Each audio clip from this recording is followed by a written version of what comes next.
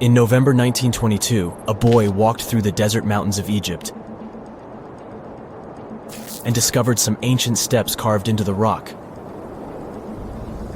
Subsequently, this find became one of the world's largest and most significant archaeological discoveries. This step was part of Tutankhamun's untouched tomb. Archaeologists found about 5,000 ancient objects, including jewelry, fabrics, painted vases, and funeral masks. You've probably seen one of them. It has become one of the most recognizable attributes of ancient Egypt. More than 100 years have passed since then, and now humanity has finally become close to another large-scale discovery, the tomb of Cleopatra. This queen was the last active ruler of the Ptolemaic Kingdom of Egypt, who sat on the throne from 51 to 30 BCE. There are many ancient records about Cleopatra, her reign, and her unusual personality, but until now, no one has discovered the secrets about her passing away in the burial place. So, one archaeologist, Dr. Kathleen Martinez, has been studying ancient records and temples around Alexandria for decades, and concluded that the tomb of the queen should be located under the ancient city of Taposiris Magna, founded in 280 BCE. It was a big city on the northern coast of Egypt, where tens of thousands of people were engaged in trade and industry, and it seems that Dr. Martinez's guesses turned out to be correct. She and a group of archaeologists have discovered a secret underground tunnel near Alexandria, with a length of about 0.8 miles. It was cut into the rock under Taposiris Magna's temple. During further excavations, they found many things that indicate Cleopatra's tomb lies in the tunnel's depths. It's also possible that she is buried there together with the Roman commander, Mark Antony. According to ancient records, Cleopatra and Mark Antony loved each other and together opposed the Roman Senate, which declared Antony a traitor. The fact that natural disasters have occurred on the territory of Taposiris Magna for thousands of years can complicate the excavations. Earthquakes and floods destroyed the city and possibly flooded its underground tunnels. But archaeologists hope the ancient tomb remains untouched, and that it hides many treasures and records about the royal life of ancient Egypt during the reign of the last dynasty. There's a chance that excavations will go underwater and in the mud. This will require much time and funding, but archaeologists are sure it's worth it. Anyway, it's too early to say that Cleopatra is really buried there, but scientists have found many things in the tunnel that confirm this, including clay pots, dozens of coins with the image of Cleopatra and Alexander the Great, as well as a bust with the image of the Egyptian queen.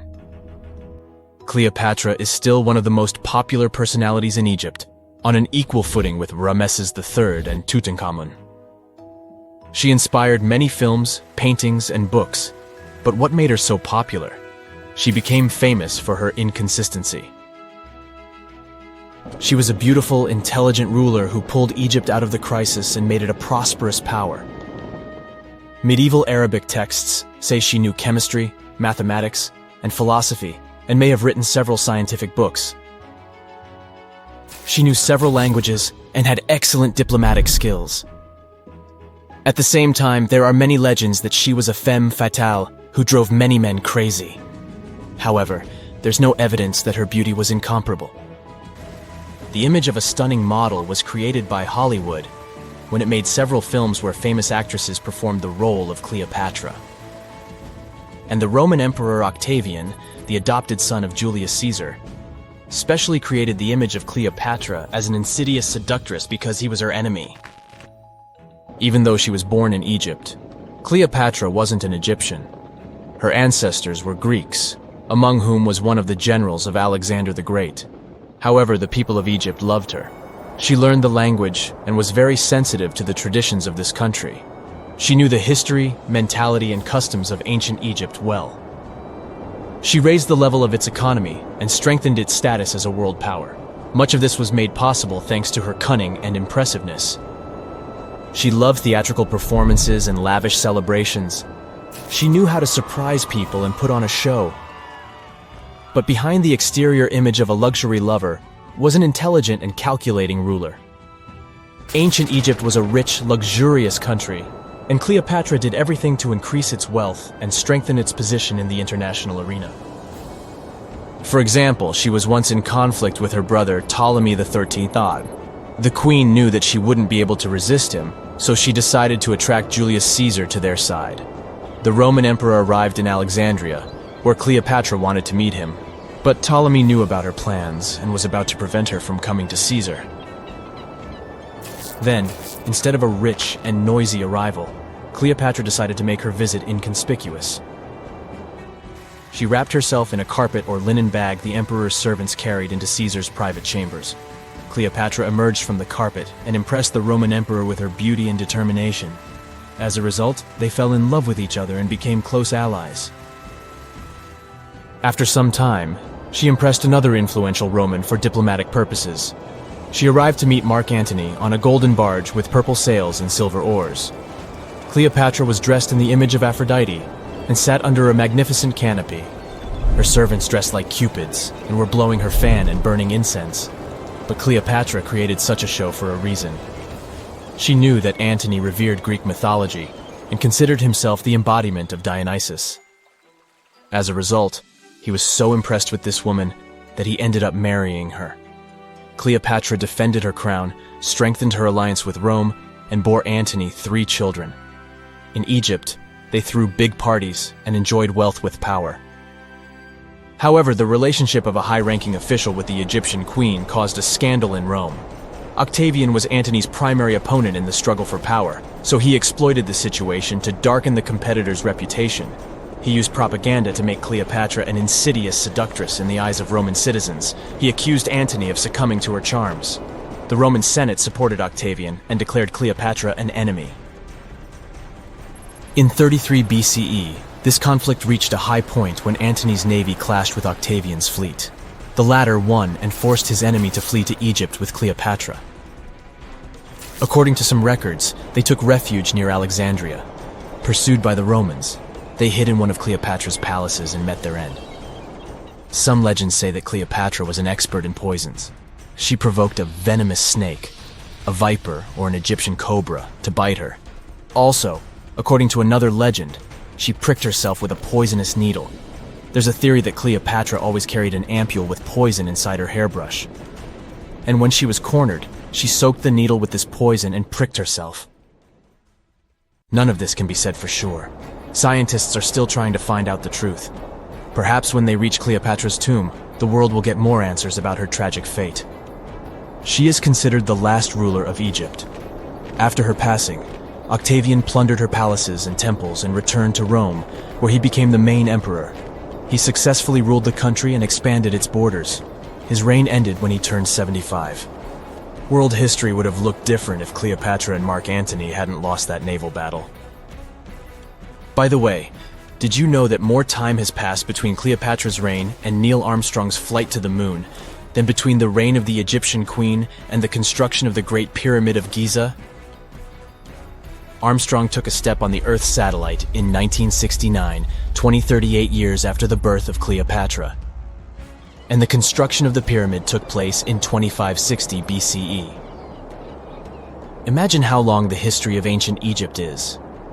Cleopatra is closer to us in time than to the pyramids. Archaeologists have been studying Petra in Jordan for 200 years, and in 2024, they found something they had never seen before. It's a tomb with at least 12 complete human skeletons and artifacts that are over 2,000 years old right in front of the treasury. Bronze, iron, and ceramic items were placed with the deceased, which shows how people honored their loved ones when they passed away.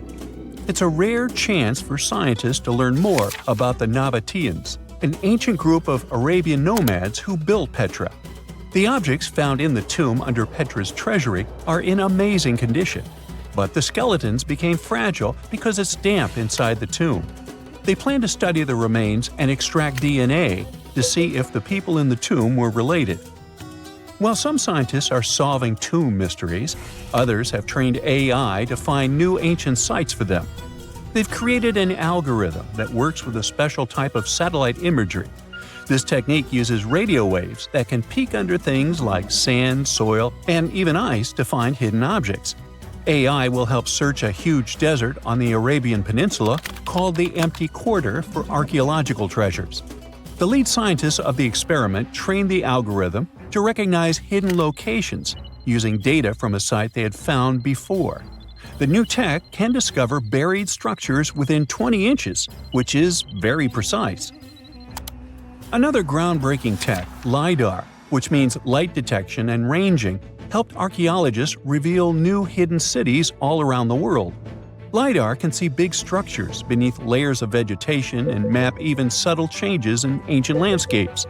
They use it to scan large areas from a small plane flying over places that aren't so easy to study from the ground, like dense jungle. In 2024 alone, they found new Maya settlements in southern Mexico, gardens, roads, and rivers in Ecuador's Amazon rainforest, ancient ruins on the Pacific island of Tonga, and the remains of 2 medieval cities along the Silk Road route in Uzbekistan. Maybe some smart technology can also explain what Marge Simpson is doing on Earth in an ancient Egyptian tomb from 3,000 years ago. The drawing, featuring a woman with yellow-colored skin, a blue crown, and a green outfit, is alarmingly like the famous cartoon character. If you don't see a resemblance here, I hope you'll at least enjoy an amazingly well-preserved necklace with amethyst and agate beads. It's from another recent find from Egypt, an ancient tomb with 11 sealed burials near Luxor. Archaeologists also found 2 copper mirrors, one with a lotus-shaped handle and the second with a unique design of the deity of the sky, women, fertility, and love in ancient Egypt. The hair of the figurine was originally made from almost 4,000 mud beads.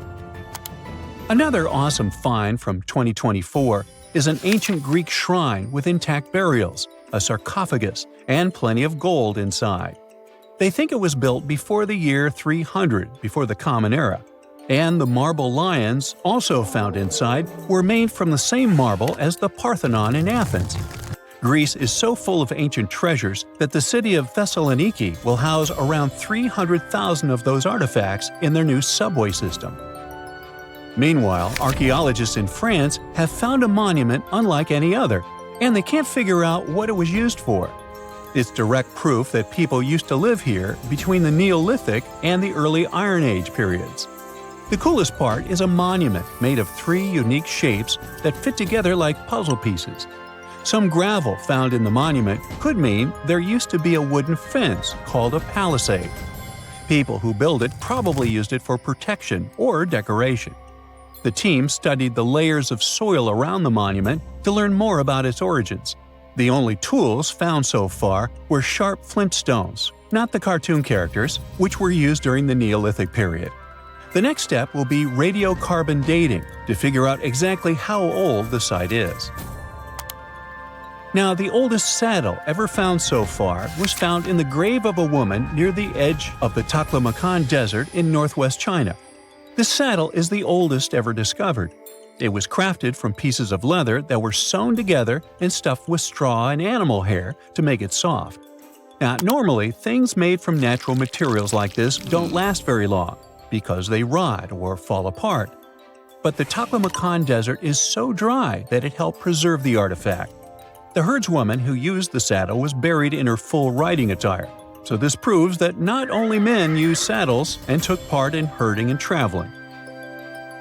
Now let's shift to Guatemala, where an ornate jade mask made by the ancient Maya people was waiting for centuries to be discovered. Scientists use radiocarbon dating to figure out the age of the mask. They believe the mask may represent a Maya storm deity, a powerful figure in their mythology. These kinds of masks were often made to honor Maya royalty, and they were placed in the tombs of kings and queens when they were buried. The king's tomb was also decorated with carvings made using tools crafted from volcanic obsidian. After 15 years of searching, scientists may have finally figured out where the altar stone of Stonehenge comes from. They compared the tiny minerals inside the altar stone with rocks from many places in Wales and England and ruled out lots of spots. Then they found the perfect match with a place in Scotland, more than 466 miles away from Stonehenge. This area might even be Orkney, a group of islands in the far northeast of Scotland where a lot was going on during the Neolithic period. The big question now is how ancient people moved such a massive stone so far. The altar stone is over 16 feet long and weighs more than 6 tons. The new theory is that they might have used boats to carry it across the coastline and rivers. Once it was close to Stonehenge, they theoretically dragged it across the land using wooden sleds, ropes, and a lot of teamwork. Meanwhile, in the north of France, an ancient home popped to the surface during the construction of a new house. It turned out to be a luxury urban house for the elite from the 2nd century of the Common Era. The inside of the house was destroyed by a fire, but under the destroyed layer, there are beautiful, real-size fresco paintings. Turkish archaeologists unearthed the arm and foot bones of elephants that lived around 9 million years ago. They also found fossils of early horses, giraffes, and even saber-toothed cats. They've already identified 43 distinct types of animals from this site and collected more than 4,000 fossils. One more cool find from Turkey is a 64,000-year-old workshop inside Enkaja Cave. It looks like people used it for 24,000 years non-stop. There are some tools inside, like flakes and blades, which were made inside the workshop. In eastern Turkey, a farmer accidentally found a 1,000-square-foot mosaic from the late Roman or early Byzantine period just beneath the dirt. Experts say it's a one-of-a-kind thing from this region, and it's still in one piece after all this time. The pattern shows dozens of trees, plants, and animals that were found in ancient Turkey. There could be more treasures in the area, so they plan to keep digging. Our final stop will be in Sicily, where archaeologists uncovered a huge ancient thermal complex. Inside, they found 2 rooms with floors covered in colorful mosaic designs, along with a large courtyard surrounded by arched wings. As they kept digging, they discovered more parts of the ancient city. They found new roads and the remains of a huge complex, along with stretches of old stone walls that were part of the city's fortifications. These discoveries are helping scientists imagine what the city might have looked like during ancient times. No one knows for sure whether the bathhouse was built by the Greeks or the Romans, since both civilizations lived in Sicily long ago.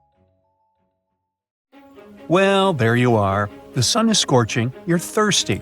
All you can think about is water and ancient bones under your feet. You're wandering through the Sahara, the largest hot desert on Earth. Right now, you're crossing a stretch of sand called Whale Valley.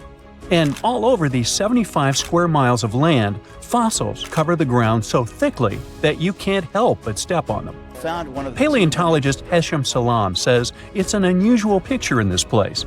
The bones are poking right out of the cliffs, as if they're calling to you to come check them out. You can spot ribs scattered all over the place. Look at these vertebrae. They're giant. Ooh, the creature they once belonged to must have been up to 65 feet long.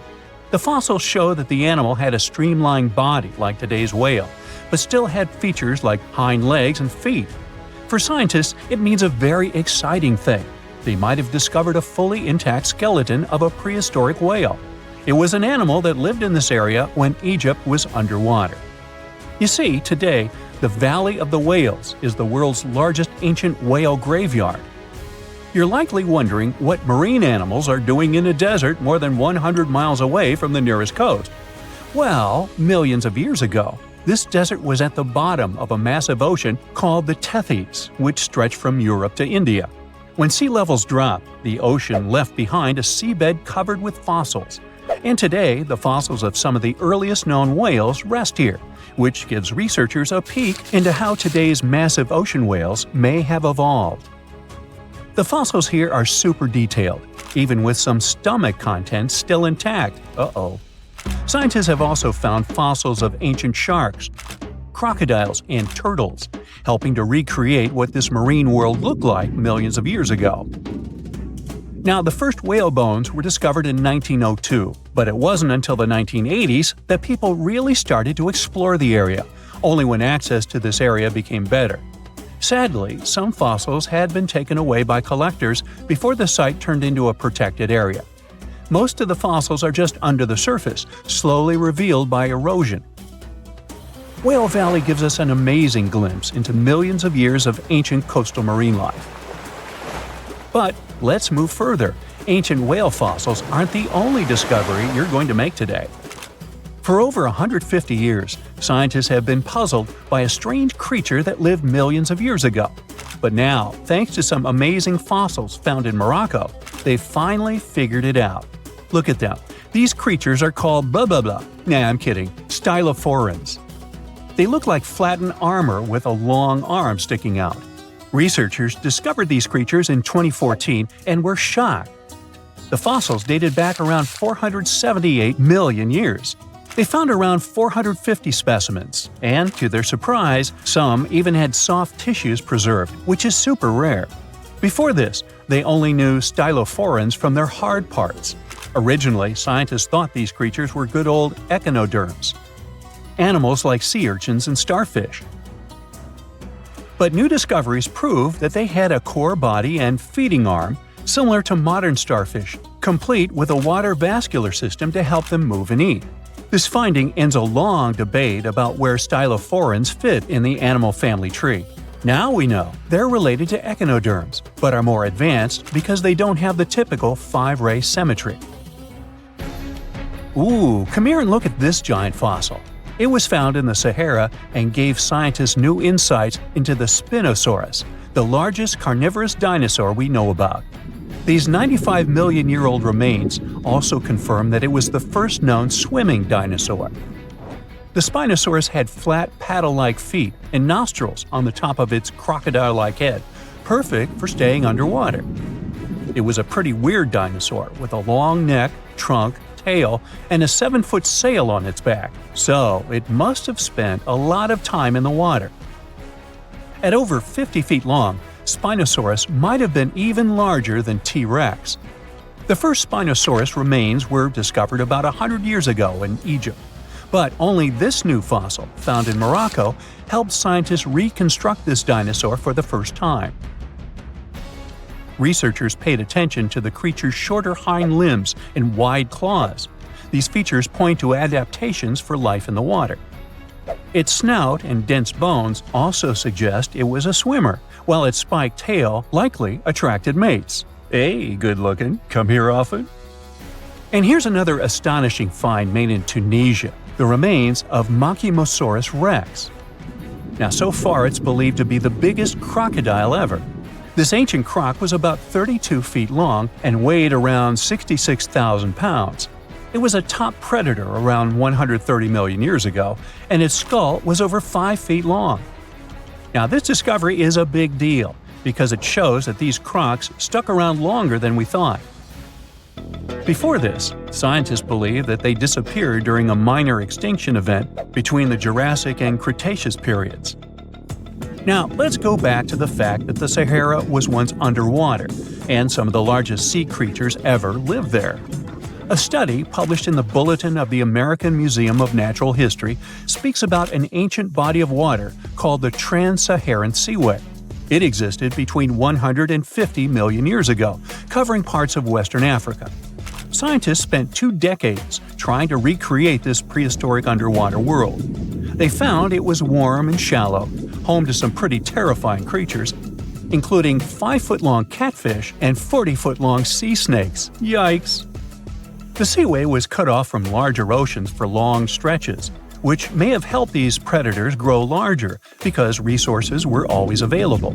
It's a classic case of evolution at work, leading to what scientists call gigantism in isolated environments.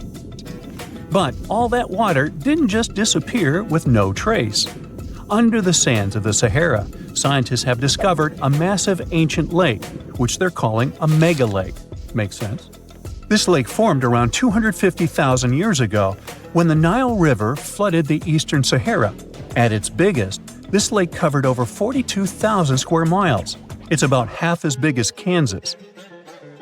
They also found evidence of a smaller lake, 93 miles west of the Nile, at a slightly lower level and covering 18,600 square miles. All of this adds to growing evidence that once, North Africa had many lakes that might have created migration routes, helping early humans move across the continent. Now, in the Sahara, you can find not only fossils of bizarre animals. In May 2020, some weird rocks with greenish crystals were discovered in a sandy region in southern Algeria's Sahara Desert. When scientists checked them out, they found out these rocks weren't from Earth. They were actually pieces of a meteorite called Erg-Chek 002. This meteorite is super old, like the oldest volcanic rock ever found. It melted ages ago in the fiery heart of an ancient protoplanet that no longer exists. Researchers had recently published a study in Nature Communications, revealing that they have analyzed lead and uranium isotopes in Erg-Chek 002 and found out it's more than 4.5 billion years old. Another cool discovery made in the Sahara is quite unexpected. A few years ago, scientists found what they think are the world's oldest colors, and they're bright pink. These pigments were uncovered from rocks that are around 1.1 billion years old in the Sahara Desert. The colors came from microscopic organisms, as animals didn't exist back then. The discovery was made by a PhD student who crushed the ancient rocks and analyzed the pigments. These pink pigments are actually ancient chlorophyll from photosynthetic organisms that lived in an ocean that's long gone. Researchers are now sure that this finding could help explain why larger, complex creatures showed up much later in Earth's history. Before these colors were discovered, scientists didn't know what was missing in the food chain that delayed the evolution of larger animals. Now they understand that tiny cyanobacteria were at the bottom of that chain. Apparently, this discovery is not just about finding some old pink stuff. Scientists believe it's a breakthrough in understanding the history of life on Earth. Secant cosine tangent sine 3.14159. Yeah, that was the cheer we heard coming from the trigonometry club back in the day. For the rest of us in math class, terms such as sine, tangent, and pi were just bewildering. Who invented these and why? Was their only purpose to make it harder for students? Well, not quite. Trigonometry was invented by the ancient Egyptians. They needed this knowledge to construct pyramids, and they did a pretty good job too. The Great Pyramid in Giza still stands today, some 4,500 years after it was built. No recalls either. So let's get out of that classroom and on a journey through time to reveal the secrets behind the ancient Egyptians' precision. Here you are, standing on the Great Pyramid's construction site, some 9 miles from Cairo. Well, the city still isn't there, as you're surrounded only by the desert and teams of construction workers. They're transporting large stone blocks weighing 2.5 tons each. They're inside a wooden sled that sits on large rollers. A crew of 8 men rolls these blocks along the ground. You immediately think of the rollers on a supermarket cash register. The principle is exactly the same, but the scale is greater, much greater. Scientists estimate that the Egyptians used 2.3 million such blocks in the Great Pyramid alone. And the block in front of you is one of the lighter ones. The heaviest of them weighed up to 15 tons. But where did all these blocks come from? Most of them originated from quarries around Giza. It's not that impressive, you think. But wait until you hear how ancient engineers transported the granite used in construction over 500 miles to the pyramid. There were no railways or highways back then, but the mighty Nile was always there. Researchers even believe that the Egyptians dug a canal to connect the Nile directly to the pyramid's construction site. All they had to do then was to wait for the flood season to begin, and voila! The rising water levels floated the heavy stone blocks for them. But how did they lift the enormous stones on dry land to stack them up to the top? Did they use oversized cranes? Well, ancient Egyptians worked around this problem, literally speaking. One of the workers is now pointing to the giant ramp going around the pyramid they're building. This is how a mountain road zigzags its way to the top. If the ramp went directly to the top of the pyramid, then workers couldn't pull the stone blocks along it. It would be too steep. Scientists have calculated that 8% could be the maximum incline. So ancient Egyptians just extended the ramp around the pyramid. Again, these are all theories, as the ramp could have been inside the pyramid, as some researchers suggest. The exact building method is still a mystery, guarded by the Sphinx. That's its real name, right? Wrong. As the Great Sphinx is just the statue's alias. You know, the name writers take when they want to hide their true identity, or a singer's stage name. The Sphinx's real name, translated from Egyptian, means Horus in the horizon. That was the name for the Egyptian deity of the sky. The trail of mystery doesn't end there. As a man walks past you with a bucket of paint, he's going to add a touch of color to the Great Sphinx. Researchers found specks of this red color next to its ear. That was some strong paint, as it survived for thousands of years. You are now standing straight in front of the Sphinx. You look up. It's very tall, right? 66 feet to be precise. Now resist the urge to take a selfie. You can do it. Now you notice something else. It looks like the Sphinx is in the center of a giant triangle in the back. That's one side of the Great Pyramid. And no, your eyes are not playing tricks on you. The Sphinx really does sit in the center of the pyramid's lateral face. Here's where math comes in handy. A pyramid has 4 sides, called lateral faces. There's also a 5th face, the base, but that's not visible. It's, wait for it, face down. The Sphinx has one last mystery to reveal: its age. Scientists agree that Pharaoh Khafre built the Sphinx. He ruled after his father, who had built a great pyramid nearby. So both structures were finished around the same time. Let's talk about numbers again. You've heard of Cleopatra, the Egyptian princess described as a woman of great beauty. Hello? She saw the pyramids, but she lived closer to the time of the first iPhone than the time of the people who built the pyramids. Fascinating, right? You can see thousands of people around you. They're working hard to build the pharaoh's tomb. But how many of them are there exactly? One Greek philosopher estimated there were as many as 100,000 workers. Seems like an okay number for such an enormous structure, but it can't be true. Science simply can't back up this number. Egyptologists put the total number of workers at 30,000. And yes, Indiana Jones was one of them, at least on the big screen, but he showed up late. Egyptologists know a lot about the pyramids, but not everything. Not because they don't want to, but because they haven't yet dug up enough evidence. They can only guess how the building process went. First, engineers would arrive to choose the right spot and do the necessary measurements. That's why they needed all that complicated math. Then, it's time for sourcing the material, the large stone blocks I mentioned earlier. When boats deliver them to the site of the future pyramid, workers can finally do their thing. They operated in smaller groups, but there were at least 2,000 of them chiseling and carving away at any given time. Sounds like a typical construction site today? Well, that's because it is, just thousands of years ago. It's amazing what ancient Egyptians were able to achieve with just copper and stone tools.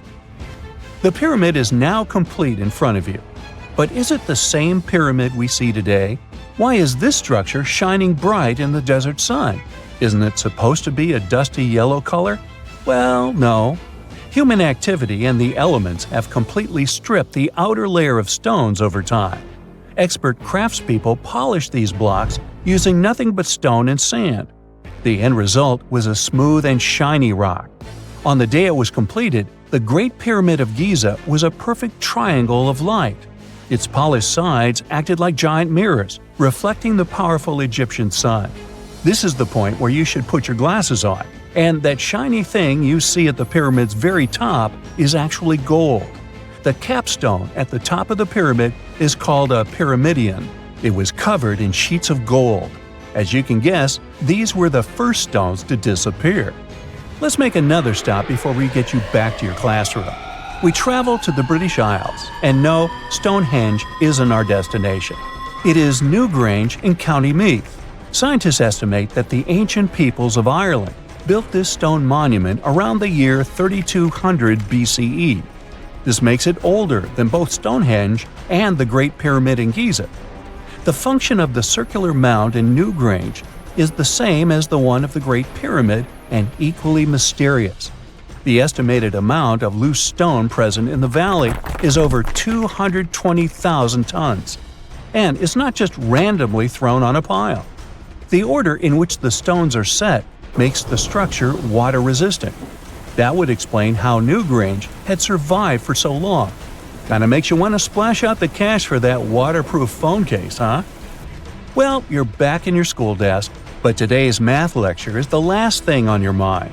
You're thinking about how great the Egyptian pyramids are, and if we have something similar today. It turns out modern engineers are just as impressed with the Great Pyramid as you are.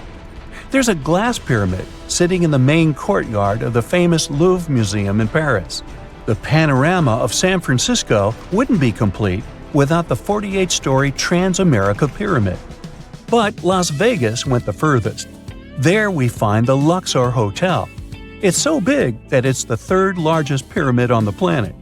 And guess what's in front of it? Yup, a replica of the Sphinx. It's 110 feet tall, 2 stories higher than the one in Giza. Yeah, everything's bigger in Vegas. So how come the world is still talking about a statue that only existed for a mere 54 years over 2,000 years ago? What made this impressive ancient construction so remarkable that we're still discussing it? I'm talking about the Colossus of Rhodes, of course. It's considered to be one of the 7 wonders of the ancient world, along with the Great Pyramid of Giza or the Gardens of Babylon. There are a lot of mysteries surrounding this ancient statue, but let's look at some of the facts first, shall we? What we do know is that the local Rhodians decided to start a massive project once a Macedonian siege over their island was over. In other words, it was their way of honoring the higher powers for their victory. Using a lot of material left behind by the Macedonians, they started the construction of the Colossus, which is estimated to have taken about 12 years. Most contemporary descriptions of the sculpture agree that it stood about 105 feet tall. Now, just to compare, that's about the size of the Statue of Liberty today, which is 151 feet tall. It may not seem like a lot. I mean, Lady Liberty is currently ranked as the 52nd tallest statue in the world. The champion here would be the Statue of Unity in India, standing proud at an astonishing 597 feet. But for ancient times, that was quite an accomplishment. But is the similar height the only connection between the Colossus of Rhodes and the Statue of Liberty?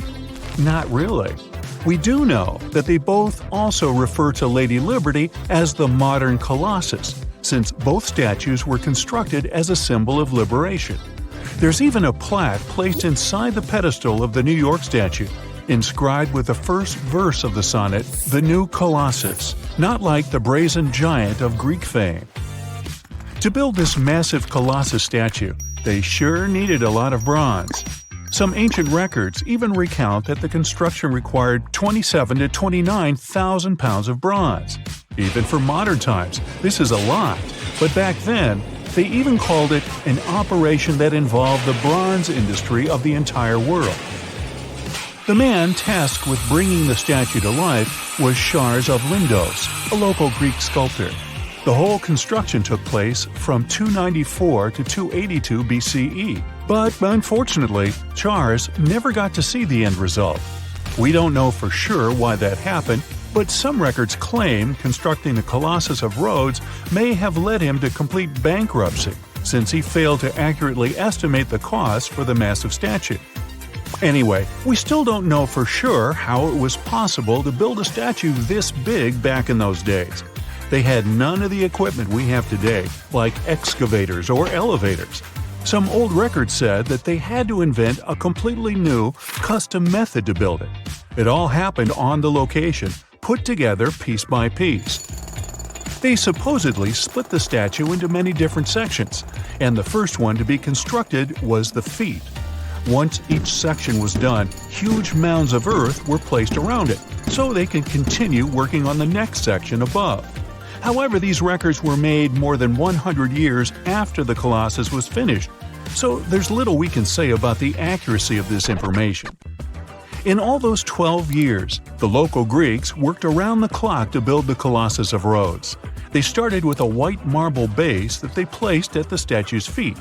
They then continued with some sort of an iron skeleton, to which they attached the bronze plates. Why did they choose bronze, though? Well, that was more for practical reasons, since bronze is stronger than iron and it can also sustain extreme weather conditions. More so, if you think about it, the statue was located pretty close to the sea, so the air surrounding it would have been pretty salty. That's why they needed to make it out of quite sturdy material. And what about the location? Well, that's something that has been up for debate for a long time. Researchers initially believed that the statue stood with each leg on either side of the Mandrake Harbor, one of many in the city of Rhodes, basically straddling its entrance. As imposing as that may sound, it was likely not the case. First of all, that would have meant the harbor would have to have been closed for the whole duration of the construction, which doesn't seem to match all the other records. More so, after the statue had fallen, it would have probably blocked the entirety of the harbor, which again doesn't seem to be mentioned anywhere. Most recent depictions say that it most likely stood either on the eastern side of the Mandrake Harbor or maybe even further inland. So, what happened to this impressive structure? Is there really nothing left of it to this day? And why did it survive for only 54 years, since it took so long to build and it was so important for locals? Well, as admired and valued as it was to the Greeks, an earthquake took the Colossus of Rhodes away from them. The story goes that because of the movement of the earth beneath it, the statue snapped at its knees and was completely laid on the ground. Nonetheless, the statue still continued to be admired for centuries. The Rhodians refused to rebuild it as they considered it a sign and did not dare intervene with destiny. By the middle of the 7th century, they had taken away what was left of the statue completely. Legend says it took about 900 camels to carry all the bronze away from the location. And what about the looks of the statue? This is also one aspect that is still shrouded in mystery. Even though it was a symbol of the locals' pride in maintaining their independence, they did not use the depiction of the statue for any of the coins they made, even though that was kind of customary. Other art historians do think, however, that the Colossus was similar to other depictions of the same mythological creature, a male figure that had rays of light rising from its head. The position of its hands is also still up for debate. Some say it might have even been holding a torch. We don't know if his hands were pointed straight down or whether the right arm was raised, like in similar representations in Greek mythology. The original might not be here for us to admire anymore, but there are some plans out there to rebuild it. A group of European architects intends to build a 21st century version of the ancient statue.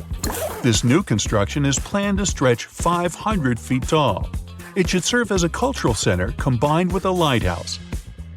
To make sure it won't have the same destiny as its ancient ancestor, these designers intend to use a lot of technology available today.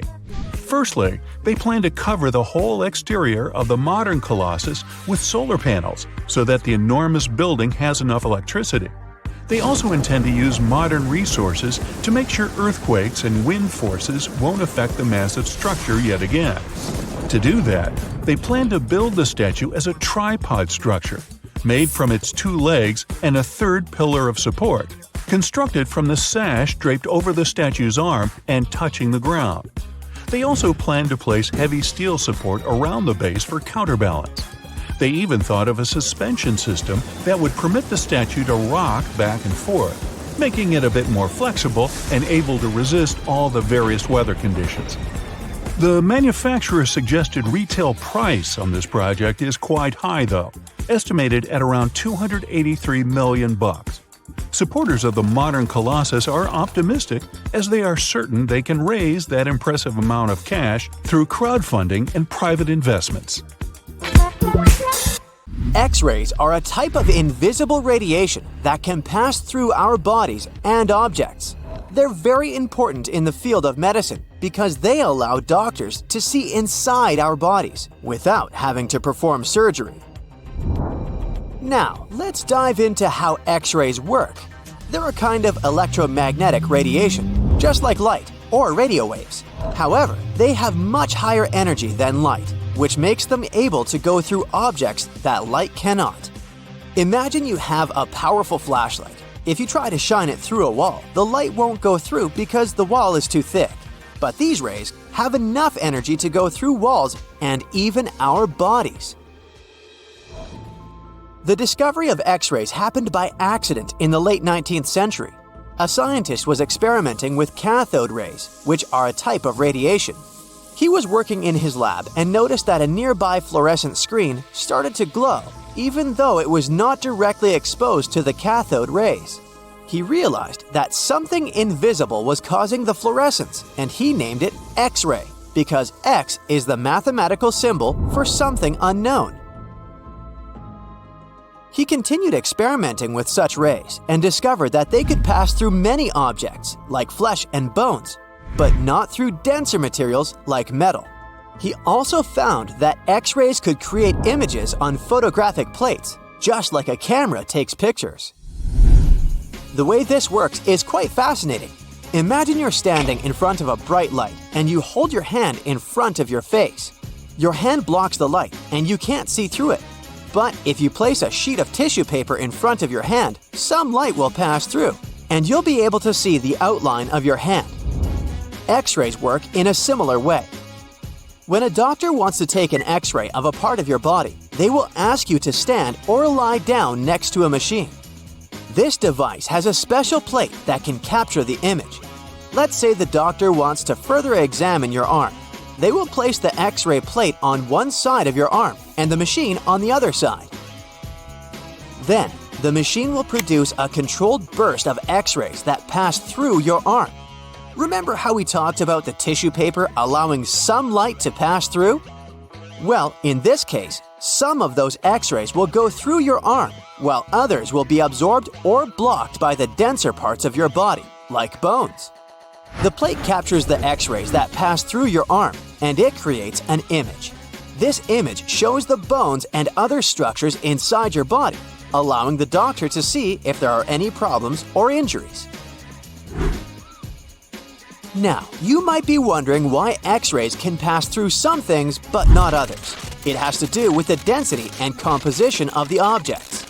Denser materials like bones absorb more X-rays, so they appear white in the image.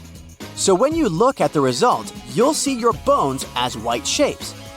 Other tissues like muscles and organs are less dense and allow some of those rays to pass through, so they appear as gray shadows. What if I told you there's a whole new way you can peek inside objects, but without using X-rays? I'm not talking about magic powers. Take a comfortable seat while I explain what mutography is. This fascinating scientific technique allows us to see inside objects and even beneath the Earth's surface using a special type of particle called a muon. These elementary particles are very similar to electrons, but they're much heavier. They are created high up in the Earth's atmosphere when cosmic rays, which are particles coming from space, collide with the air molecules. Now, muons are special because they can pierce through different materials. They can pass through rock, soil, and even buildings. Scientists realized this potential back in the 1950s when they were studying cosmic rays and noticed that some of the particles could pass through thick materials. The first muography experiments took place in the 60s. Specialists discovered that muons can be detected using special devices called muon detectors. These detectors are usually placed underground or in specially designed laboratories to shield them from other particles and background radiation. Now let's dive into how muography actually works. Imagine you have a large object, like a pyramid, a mountain, or even an ancient statue, and you want to see what's inside without damaging it. First, detectors are positioned around the object or in the area you want to examine. These detectors are sensitive to muons and can track their paths. When such a particle passes through a detector, it leaves a trace, like footprints in the sand. By collecting data from multiple detectors, scientists can reconstruct the paths.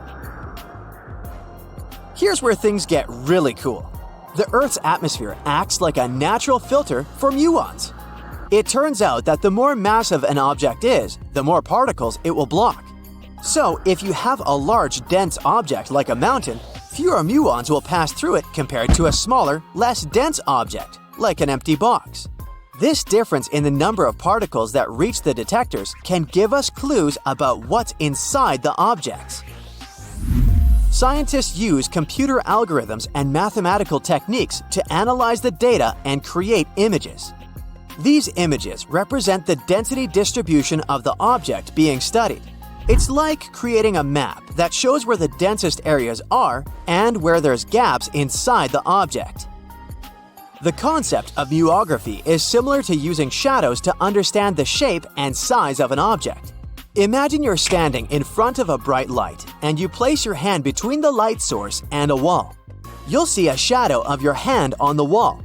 Based on the shape and size of the shadow, you can get an idea of what your hand looks like, even though you can't see it directly. This technique has been used to study various objects and structures. For example, scientists have used it to explore the inside of volcanoes and pyramids, and even to investigate the structure of mountains and the Earth's crust.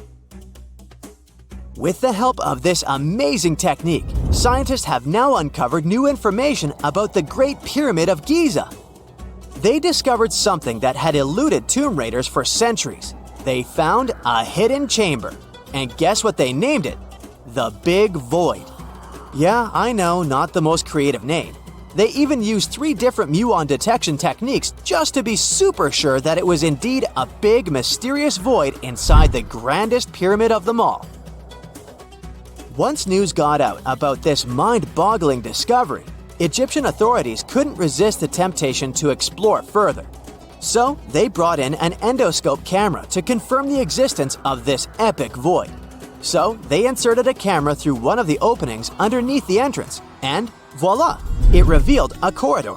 More so, the corridor had a chevron ceiling. I can't help but imagine the ancient Egyptians using it as a cool dance floor.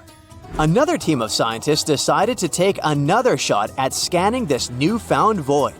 According to them, the Great Pyramid of Giza is a pioneer in the pyramid game. It used a technique called chevron to cover internal structures and keep them from collapsing. Now, why did the ancient Egyptians build this corridor and the grand void it leads to? One theory suggests that the corridor was built to relieve pressure inside the pyramid. Another theory says that the void could be a result of the pyramid's construction process. It could have been an internal ramp used to move roof blocks into position, and then it was left there or filled loosely with rubble. According to other enthusiastic explorers, there might be another burial chamber waiting to be discovered. They believe that the pyramids were built with a dash of randomness in the construction process.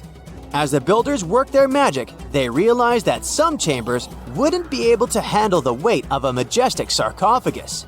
So they made adjustments on the fly, creating new plans as they went along. Ever since Plato wrote about the allegory of Atlantis, humanity has been fascinated with the possibility of the discovery of a thriving underwater civilization. Fancy joining me on a trip to a few historic underwater sites? Let's see what we can find out about ancient civilizations. The first one on our list is what is being called the underwater Stonehenge. Scientists have recently discovered a mysterious pile of cairns that stretch for miles under the shimmering waters of Lake Constance at the borders of Switzerland, Germany, and Austria. Archaeologists began to explore the site back in 2015, and they haven't been able to understand yet what it was actually used for. What they do know is that there is a 12-mile line of 170 human-made stone cairns under Lake Constance. Scientists say this was most likely the result of a combined work of several villages. The cairn site was probably used for some collective purpose. The formations are huge. Some of them are several dozen feet wide. The most amazing discovery so far is that the site dates back to around 5,500 years ago. Now, what were we humans doing back then? We were living in the prime years of the so-called Stone Age. We were beginning to make artifacts from stone and use them to hunt and eat. Can you imagine what a knife and fork might have looked like back in those days? It's no coincidence that scientists call this site the underwater Stonehenge, though. Both sites are believed to have been built around the same period of time. You see, Stonehenge dates back to around 3100 BCE. Both sites carry the distinct characteristic of stone monuments built in a circle. Not to mention the fact that scientists also haven't figured out why on Earth our early ancestors would feel the need to build a monument such as Stonehenge. Well, the mystery of Lake Constance hasn't been solved yet. Who were the Neolithic people from this area? And for what purpose did they go through such an amount of work and effort to build this huge stone site? Next, we're taking you on a tour of the Ryukyu Islands just off the coast of Japan. You're diving deep down to an archaeological site. But I should warn you, the waters of the Pacific Ocean are far from smooth. It doesn't take long before you see a huge structure, thanks to the sunlight shining down on the seabed. At first, it looks like Machu Picchu's ruins located across the globe in Peru. As you approach the site, you slowly figure out its forms. A pyramid-shaped structure, arches, staircases. It's something that could have easily been a palace or a castle. Could this be a sign of human activity? What you've just seen is known today as the Yonaguni Monument. It also goes by the name of Japan's Atlantis. The entire monument is about the size of 5 soccer fields and the height of a 5-story building. Its most surprising feature is its expanse of terraces. Explorers and scientists believe that Yonaguni might be 10,000 years old. But whether it's a human-made structure or a natural formation is still under debate. For Japan's top marine geologist, Professor Masaki Kimura, Yonaguni is the heritage of a lost civilization.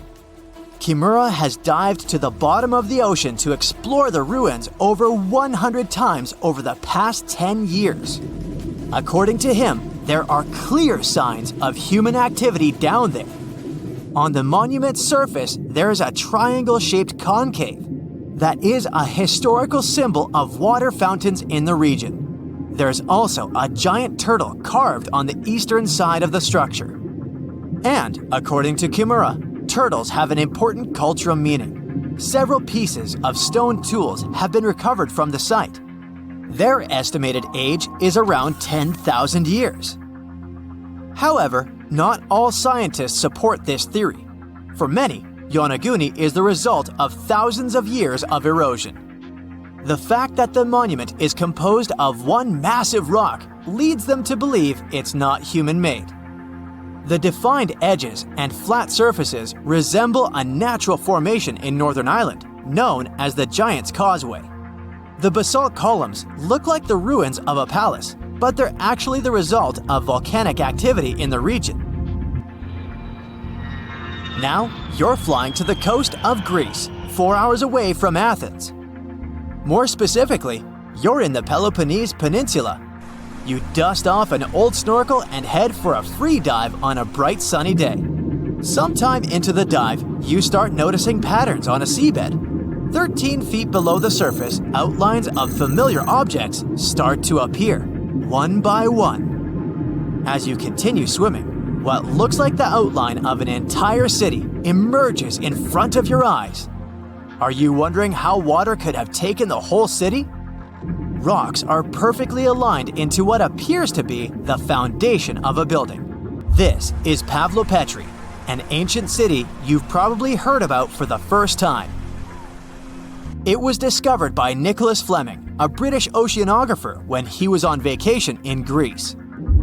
He had heard rumors about Pavlopetri's existence and indeed found several artifacts on the seafloor. He went back to the area a year later with the team. They found a site filled with pots, storage vessels, and tools. A kernstone, for instance, is a tool used for grinding grains and turning them into flour. Multiple amphoras indicate that this settlement dates back to the Bronze Age, 5,500 years ago, when people started living in towns. The settlement is believed to have existed for over 2,400 years. Today, Pavlopetri is considered the oldest submerged town ever discovered, and what's impressive is that it wasn't a simple village. It was a vibrant port city with stone buildings, a marketplace, streets, and even squares. The next stop on our voyage is one of today's most famous underwater cities that has been turned into an archaeological park.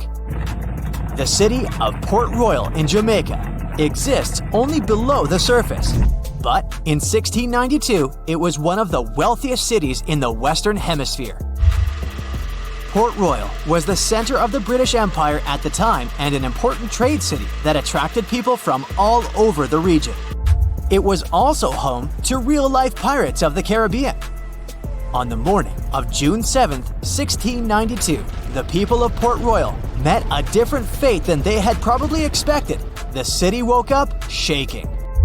People were thrown out of their beds by the power of a massive earthquake, ranking 7.5 on a Richter scale. One survivor said he had seen Earth opening up and swallowing the whole town. What he said could be true, as the city was mainly built on sand. The ground swallowed buildings, roads, you name it. Geysers erupted, and finally, waves as big as 10-story buildings hit the city. About 33 acres of the city disappeared under the water. Amazingly, most of its 17th century remains are still in good condition under 40 feet of water. Archaeologists have found taverns, storage rooms, kitchens, and recreational buildings used for diverse purposes. You can also see a grand lion statue, a submerged bridge, and many picturesque arches. Of course, I saved the best for last: India. Just off its coast lies another sunken marvel. A site known as the Lost City of Cambay is located in the Gulf with a similar name. It remained undiscovered until 2001, when the National Institute of Ocean Technology made a routine water assessment. With the help of sonar technology, which sends a wave sound to the bottom of the sea, they found something far beneath the surface. Images showed well-defined geometric shapes spread along a 5-mile stretch. The remains date to more than 9,500 years ago, meaning this civilization was lost at around the end of the Ice Age. Debris recovered from the site included construction material, pottery, beads, sculptures, and even bones. Scientists argue whether these artifacts are indeed from the site, but if they truly are, then the lost city of Cambay might be the oldest civilization in the world.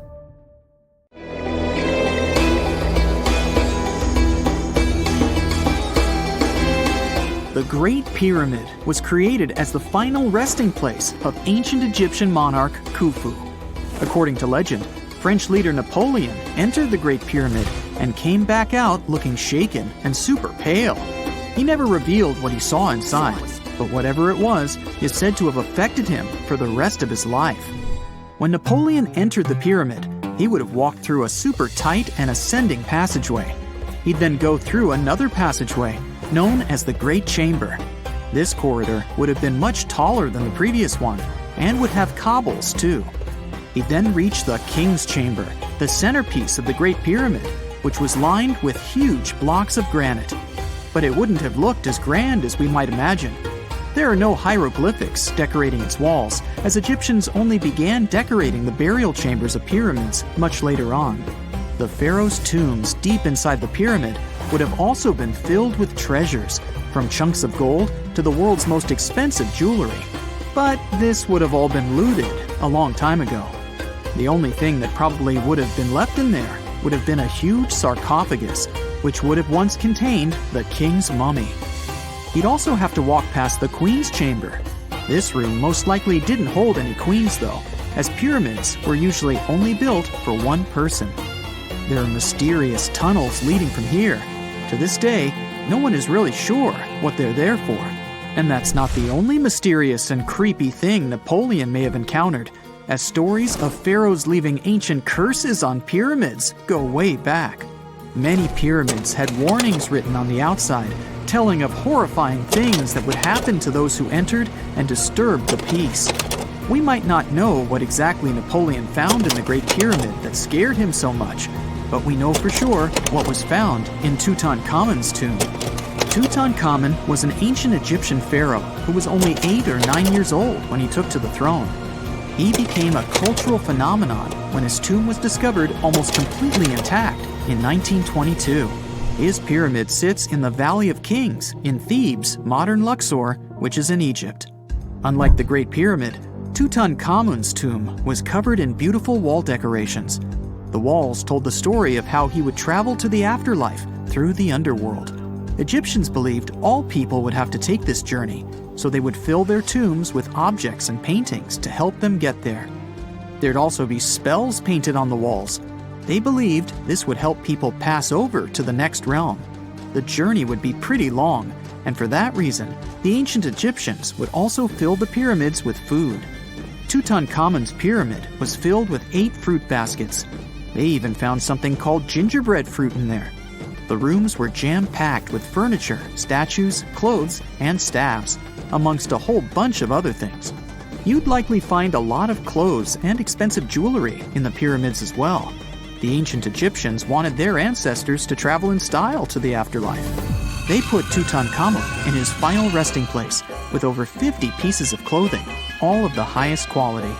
There were tunics, scarves, gloves, and headdresses, and a ton of jewelry.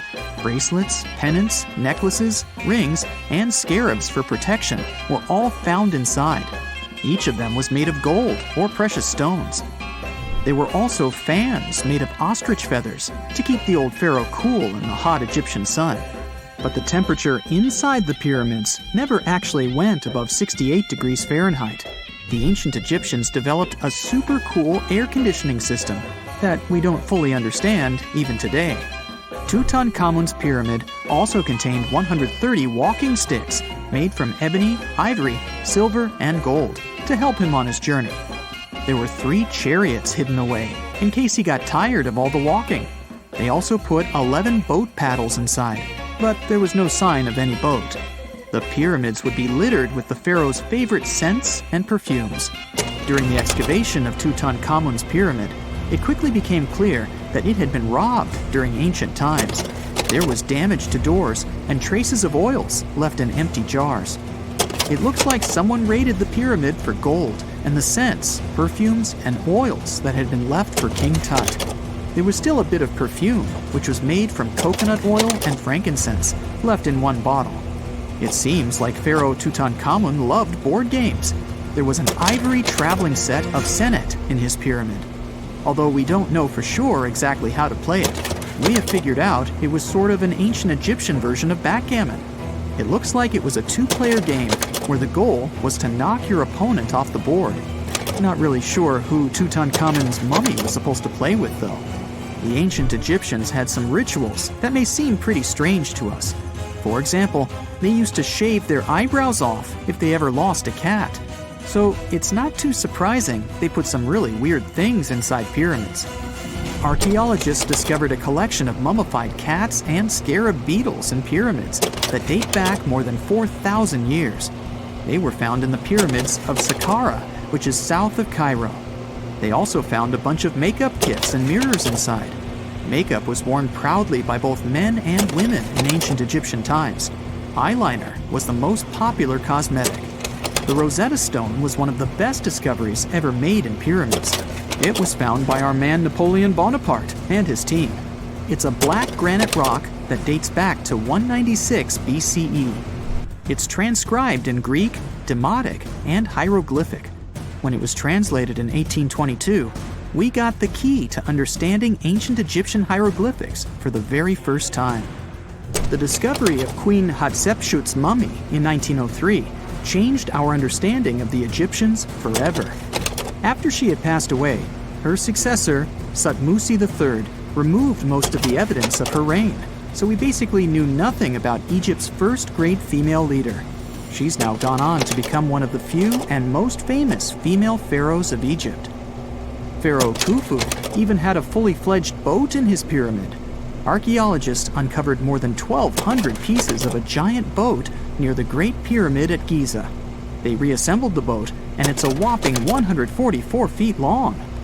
It's most likely a solar boat, which was designed to carry the resurrected king with the deity Ra. Fun fact, the Pyramid of Giza is the last remaining of the 7 wonders of the ancient world. The other 6 are the Hanging Gardens, the Colossus, the Temple of Artemis, the Mausoleum, the Lighthouse, and the Statue of Zeus.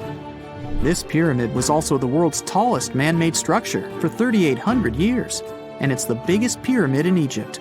It took a staggering 2.3 million blocks of limestone, and some weighed as much as 80 tons. It took an incredible 100,000 laborers and a whopping 23 years to build. Its original height was a mega 480 feet. In 2017, archaeologists discovered something weird about Egypt's Great Pyramid. There's a hidden void that's at least 100 feet long, and no one really knows why it's there or what's actually inside it. The weird void is the first inner structure discovered within the 4,500-year-old pyramid since the 1800s.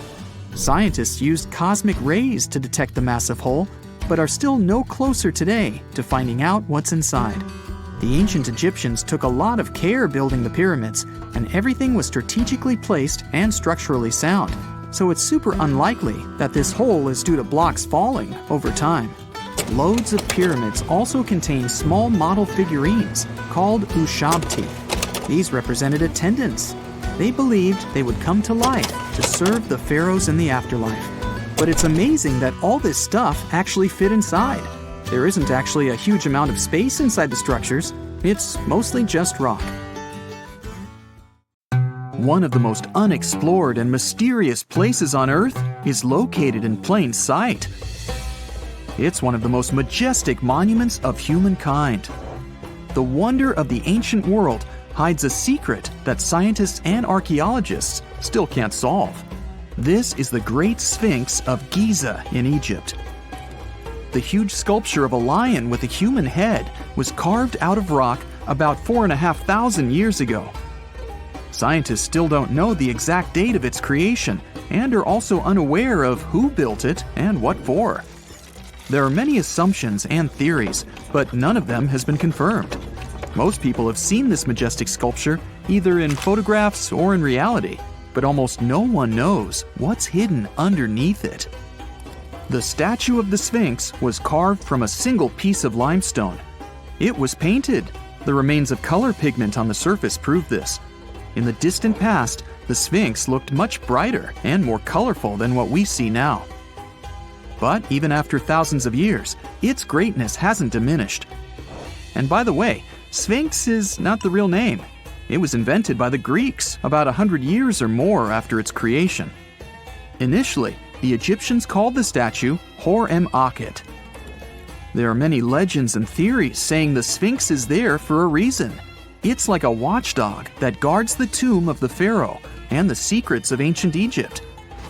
These legends become more plausible when archaeologists discovered hidden entrances at the feet of the Sphinx. They believe that these secret passages are the beginning of the tunnels leading to the halls with treasures. You can find a lot of stories on the internet that claim the Sphinx hides the Hall of Records, a repository filled with ancient and secret knowledge. One of the main artifacts of this repository is supposed to be the records of the ancient mythical state of Atlantis. According to legends, the entire library from this city was moved under the Sphinx. The entrance to this library must be located next to the Sphinx's right paw. Many archaeologists tried to find this entrance, but came away empty-handed. Also, there are many images with detailed diagrams of the underground city that consists of a network of tunnels and chambers under the Sphinx. Someone says there are structures as tall as 12-story buildings hiding underground, but there's no evidence of this. Archaeologists, even after millennia, continue to explore the mysterious sculpture. At the same time, many Egyptians don't want to learn more about the Sphinx. They're terrified of awakening something supernatural. In 1998, scientists discovered tunnels leading to empty caves under the Sphinx. They found evidence of earlier excavations there. It's quite possible that someone managed to find the treasures and take them away. Some people believe Egyptians found some kind of artifact under the Sphinx that has the power of unknown advanced technologies. The artifact is so powerful that it can change the course of history. Of course, most theories are just fairy tales of conspiracy fans, but it's a confirmed fact that the Sphinx hides a system of caves and rooms. There are so many rumors surrounding the Sphinx that it's impossible to understand what's true and what's false. In any case, it's difficult and dangerous to study the sculpture because active excavations can destroy it. And then the entrance to the underground rooms can get blocked by rocks and lost forever. Also, further exploration requires a lot of money, and financing is not always easy to find. But the main reason? It's too risky. There's no guarantee that people will be able to get out of the underground labyrinths. For these reasons, scientists and archaeologists have been exploring this majestic structure for so long. Another famous architectural monument with a secret is Mount Rushmore in South Dakota. Everyone admires the images of the US presidents' faces carved into the rock, but few people know that there's a secret room hidden behind the head of Abraham Lincoln. The architect of Mount Rushmore wanted to carve slabs on the rock with the record of the main stages of the country's history. But his plan was too complicated to carry out. Then he was offered to implement it on a much smaller scale, to build a secret room inside the mountain. The idea was to save this knowledge so that future generations will always remember the history of their country. Unfortunately, the architect didn't have time to finish his work. The construction stopped for several decades. But in the late 90s, the project was resumed. Porcelain enamel panels depicting the history of the US were placed in the room. It's possible that these plates will be stored there forever. But people can't see them, at least for now. The room is inaccessible to tourists as it's too difficult to get inside. Another secret room is located in the Empire State Building. More precisely, it's not even a room, but a place where you can take cool photos. Almost all tourists gather on the observation deck of the 86th floor to enjoy a stunning view of Manhattan. But there's another deck with panoramic windows on the 102nd floor. There are way fewer people there because almost no one knows about that place. Fortunately, access to this deck is open to everyone. You probably won't have to wait in line for a long time to take a photo. You'll feel special because you're in such a secret place where there are almost no people. But the coolest place is even higher, on the 103rd floor. This is a spacious observation deck where celebrities get their photographs taken. It's not a public place, but if you know the right people, you can get there. There are almost no security measures on the site. Only a low ledge between you and an abyss. That's why crowds of people are forbidden from coming here. It's not so easy to get there, and you're unlikely to succeed without a guide. First, you need to choose the right elevator that will take you there. Then you'll go through several engineering rooms filled with pipes, electrical panels, and other technical stuff. The final part of your way is a set of stairs inside a tiny corridor. And here you are, at the top of New York. Now we're in Paris. See the Eiffel Tower? Inside it, there are restaurants and observation decks. But if you try hard, you can find a secret apartment. Now it's a museum, but it was built so that people could live in it. The architect of the tower, Gustav Eiffel, created this apartment in 1889 for himself. It's almost at the very top of the Eiffel Tower. Imagine what a beautiful view he observed every day. He was the first and only tenant. No one else could gain access to this place. When the architect passed away, the apartment remained empty for a long time. Only recently, they restored it and turned it into a museum. Inside, the epoch of the last century is recreated. They even put wax figures of Gustav Eiffel, his daughter, and the American inventor Thomas Edison inside the room. This place is filled with an endless stream of passengers, office workers running late, visitors from other cities, noise, and train whistles. At Grand Central Station in New York, among all these sounds, you can hear the sound of a ball hitting a racket, if you're in the right place. A real tennis court is hidden inside New York Central Station. It belongs to a tennis club that arranges corporate games for employees of many companies. The club was opened in the 60s. Now we're moving to London, Charing Cross Road. It isn't easy to find one secret place here. To do this, you need to look carefully at your feet. Do you see these sewer grates in the asphalt? Inside them, you can notice two signs with the name Little Compton Street. Yeah, there's another street right below you. It disappeared from all maps at the end of the 19th century. Charing Cross Road was built over it. The identification signs that you see are part of old engineering tunnels. There's another interesting place in London. It's located in the southeast corner of Trafalgar Square. At first glance, it looks like a thick lamppost, but there are too many tourists walking around. You come closer and realize that one person can easily fit inside the post. The lamppost belongs not to an electrician, but to a police officer. Yeah, this is the smallest police station in the world. It was built in the 1930s and used as a watch post. Officers had to sit there one by one and watch Trafalgar Square. That always attracted a lot of pickpockets and all kinds of other criminals. The South Pole is more than penguins and endless snow. There's a hidden ghost world within it. Look, it's right here on the globe. Don't confuse Antarctica with the Arctic, which is at the top of our maps. Much smaller in size, and, let's face it, way less mysterious. The ice sheet covering Antarctica is about 1 to 3 miles thick, which is up to 16 Eiffel Towers stacked on each other. This massive blanket hides the true features and contours of Antarctica's land. We still don't know much about this mysterious continent, and it is ice and snow that are to blame. We still don't even know the true shape and size of this continent. Mapping Antarctica without some huge shovels is an incredibly hard task. But satellites learned to penetrate the ice with their cameras. And now we know there's actually an enormous, dramatic ancient landscape beneath the snow. The ghost of the past. About 90 million years ago, Antarctica was a much warmer place. It was actually a lush rainforest with tons of plants and probably teeming with life. It even had rivers flowing through it. Then the ice came. This happened about 34 million years ago, during the transition from the Eocene to the Oligocene, when our planet cooled significantly.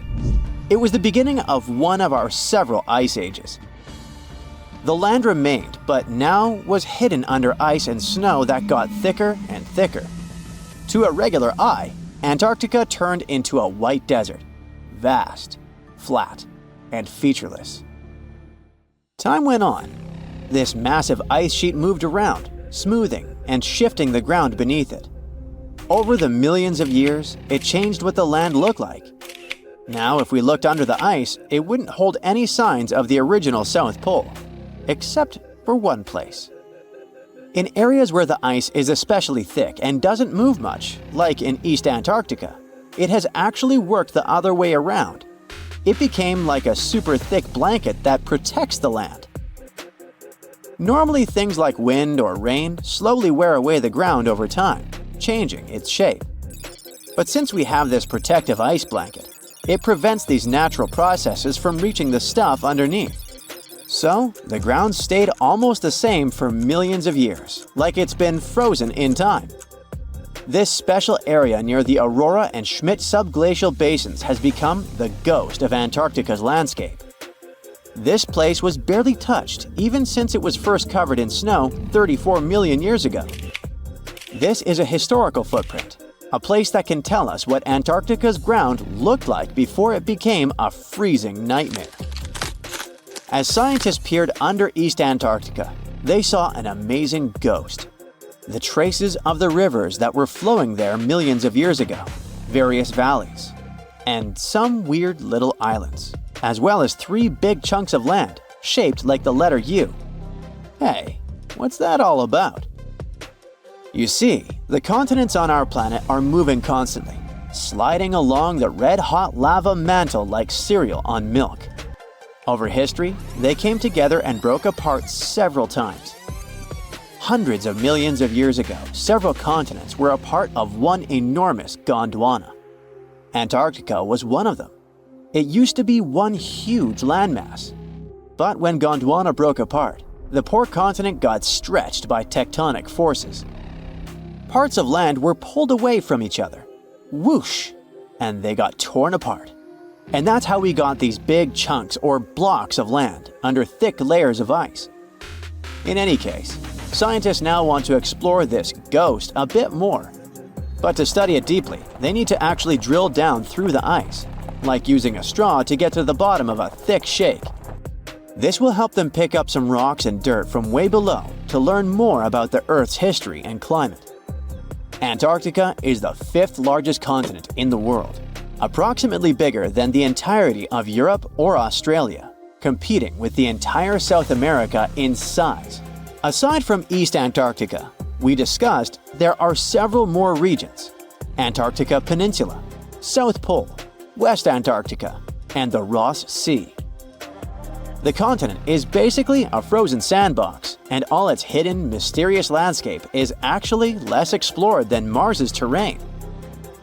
We only know for sure that without ice, it wouldn't just be flat and empty, but an entire world full of big mountains, huge canyons, and even fiery volcanoes.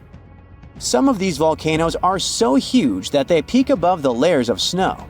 In West Antarctica alone, there are at least 138 volcanoes, though only about 8 or 9 are active today. One of the craziest ones is Mount Erebus, the southernmost volcano and the tallest one on the continent, about 12,500 feet high. And deep beneath the ice sheet, this guy hosts incredible, beautiful subvolcanic caves. The temperatures there are warm enough for t-shirts.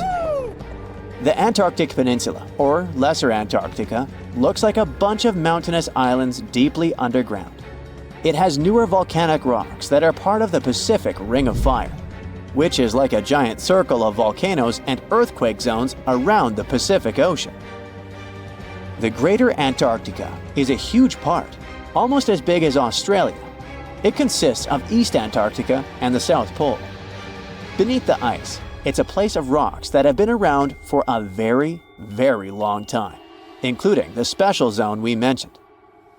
You probably know that Antarctica is nearly devoid of humans. No wonder, with a mean temperature of about -46 degrees Fahrenheit.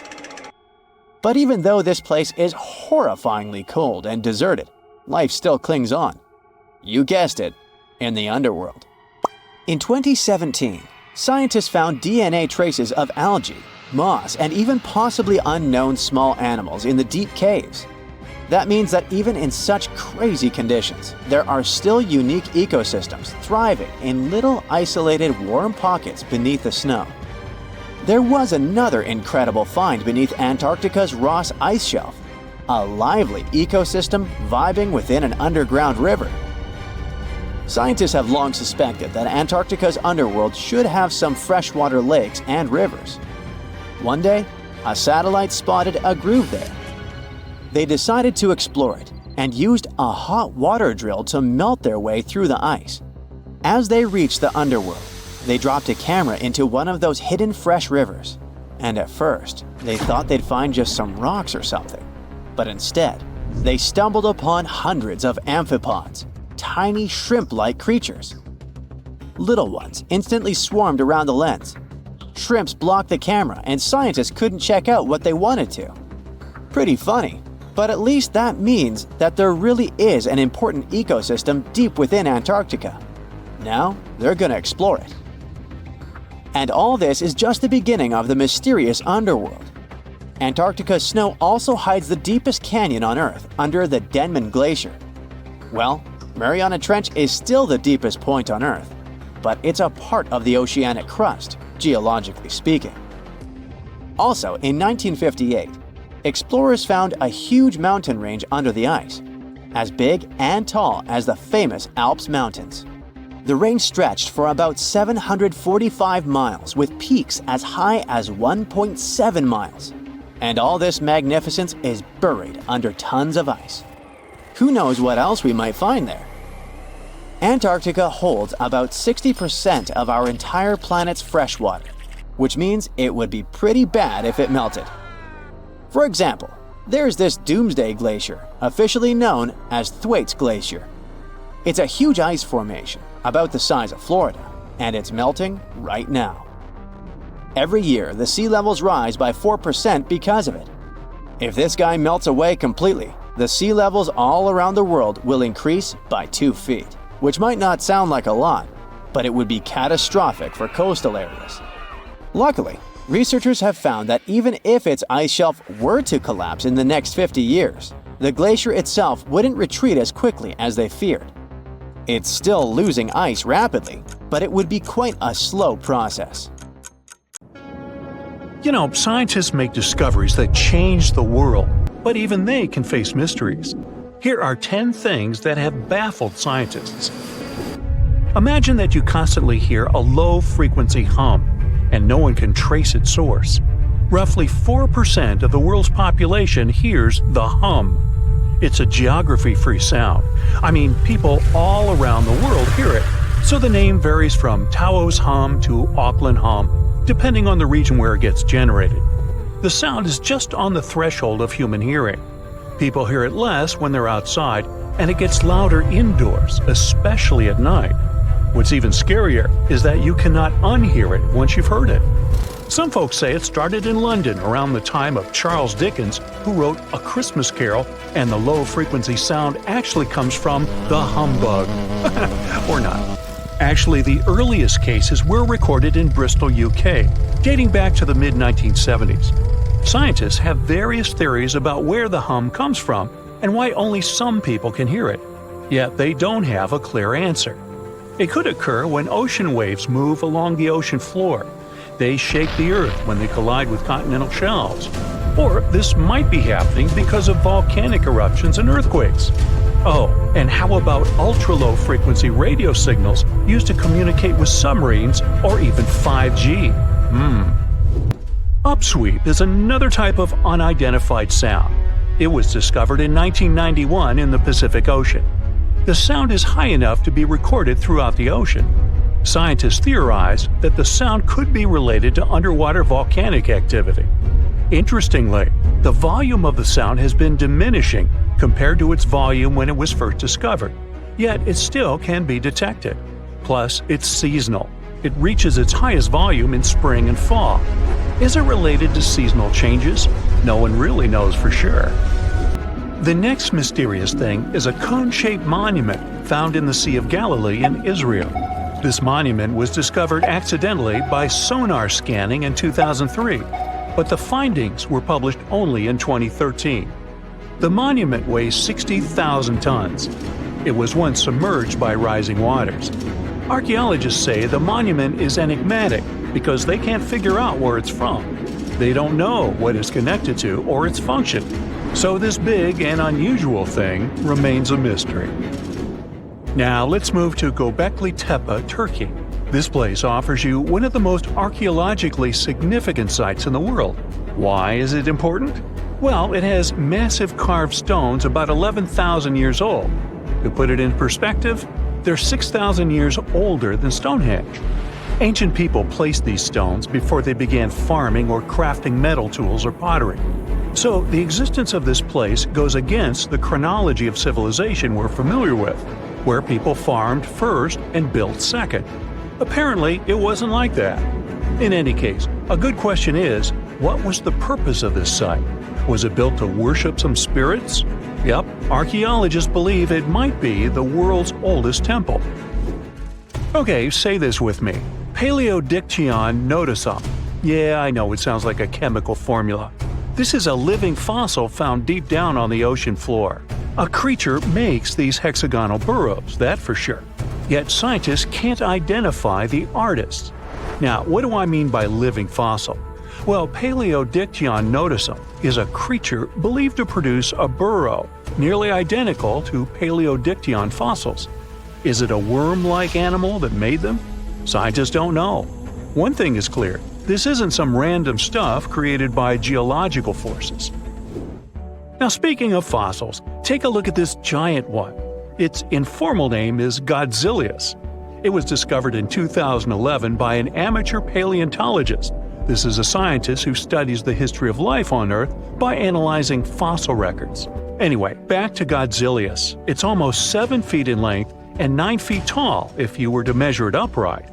This fossil is 450 million years old, coming from the time when Cincinnati was underwater. It might be a fossilized algae mat, but some scientists have different opinions. This is a massive tunnel found in South America. The tunnel is at least 8,000 to 10,000 years old. At first, researchers discovered a couple of colossal burrows. They were enormous and neatly constructed. Geologists were amazed, saying they had never seen such structures before. There's no known geologic process to explain their formation. I mean, researchers have known about the burrows since the 1930s, but back then they believed that these tunnels were just some sort of archaeological construction, until they discovered huge claw marks on the walls and ceiling. They reasoned that some extinct species could be the ones to have left these marks. Many geologists strongly believe they found the burrows of giant ground sloths and armadillos. The structure is the largest known burrow from the Paleolithic age in the Amazon. Yet experts have many questions. How come such a deliberate-looking structure could form naturally? A researcher then discovered another strange cave. This one was hundreds of miles away from the massive tunnel. Fast forward, there are now more than 1,500 burrows from the Paleolithic age found in Brazil.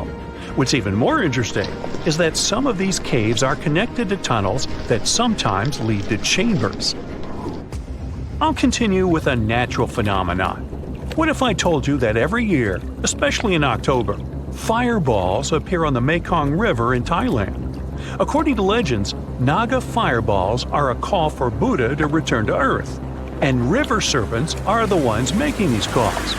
Well, that's a myth, but what does science say about it? Is it related to a flammable gas? There are no clear answers yet. These fireballs appear to rise from the water.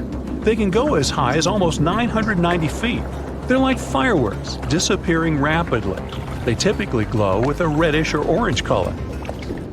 I'll mention some legends too, because why not? They're thrilling. And it would be a shame not to include the one about the lost city of Atlantis. As you may know, the legend says that Atlantis submerged into the ocean around 11,000 years ago. Since then, not just scientists, but also treasure hunters and philosophers have been searching for the lost world. Could Bimini Road be a trace? In 1968, a diver found strange stones off the coast of North Bimini Island in the Bahamas. The stones look human-made. It's like they were evenly spaced out and laid in an orderly row. It baffled scientists, but not for long. Carbon dating analysis of the blocks revealed that geological forces created the road naturally. There weren't any tool marks or signs indicating that the blocks had been stacked or something. The research is continuing, but yeah, scientists generally believe that the rocks were created by erosion. Well, I guess the time of Atlantis hasn't come yet. Okay, picture this. You're wandering on the beach, and you see dozens of octopuses walking past. In 2017, a group of people from Wales witnessed exactly this. Why did these creatures come out of the ocean? No one knows the answer. The group reported that they had seen 20 to 30 octopi crawling on the sand. The people looked for some signs of injury, but found nothing. They said that they had carried the animals back to the ocean. Interestingly, these creatures kept crawling onto the shore when people were asleep. Experts say that it's hard to be sure of the reason that pushed the animals to the beach without conducting a physical examination. They're still speculating about the reason behind this unusual and rare occurrence. Could it be overcrowding? Furthermore, the octopi were well armed. A separate study points out that the more fishers hunt large animals that feed on octopuses, the more the octopus population grows. Maybe that's why these creatures have to go farther to find food or shelter. But without proper research, these are only theories. There's a lot we don't know about space, too. So here's a bonus fact about the yellowish source of life in the solar system. Scientists have discovered a new type of wave inside the Sun. These waves move in the opposite direction to the Sun's rotation. Plus, they move super fast, so fast that it's beyond our understanding. Researchers have different theories about the function of the waves. If they figure out their role, this could give them additional insight into the processes happening inside the Sun. And yes, the octopi were well armed. Big news! Santa is real, and he looks like this. I know it's not exactly how we pictured the jolly old guy, but a recently discovered tomb might just be the proof we've been waiting for to show that St. Nicholas was real and Turkish. Turns out, he wasn't a North Pole native, but a kind-hearted bishop from the 4th century, famous for giving gifts to everyone.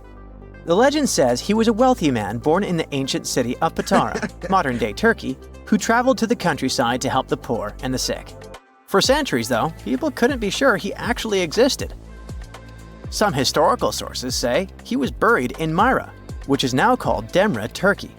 Since the 80s, archaeologists have been digging around this area, trying to prove it. And now, their Christmas miracle has finally come true. After digging 6 feet deep in an annex of St. Nicholas's church, they uncovered a mysterious limestone tomb, about 2 meters long. While they're pretty sure this is St. Nick's final resting place, they're still searching for an inscription to confirm its exact age. Now, if we're talking about the fictional Santa Claus, legend says his home is in Lapland, Finland. Back in 2018, archaeologists made an interesting discovery that could finally prove that Santa was real. They were digging at a site called Tiny Aro when they stumbled upon about 200 burial pits. But when they looked inside, there was definitely no sign of Santa. Actually, there were no human skeletons at all, just a bunch of things like pottery and animal bones. So no one really knows what this place was. That was the complete opposite of what happened with a group of archaeologists working in the ancient city of Petra, Jordan. Since 2003, there have been rumors about hidden chambers beneath the famous monument called Al-Khazneh, also known as the Treasury. 21 years later, a team finally decided to dig and uncovered an intact tomb. Inside, they found at least 12 human skeletons and artifacts estimated to be over 2,000 years old.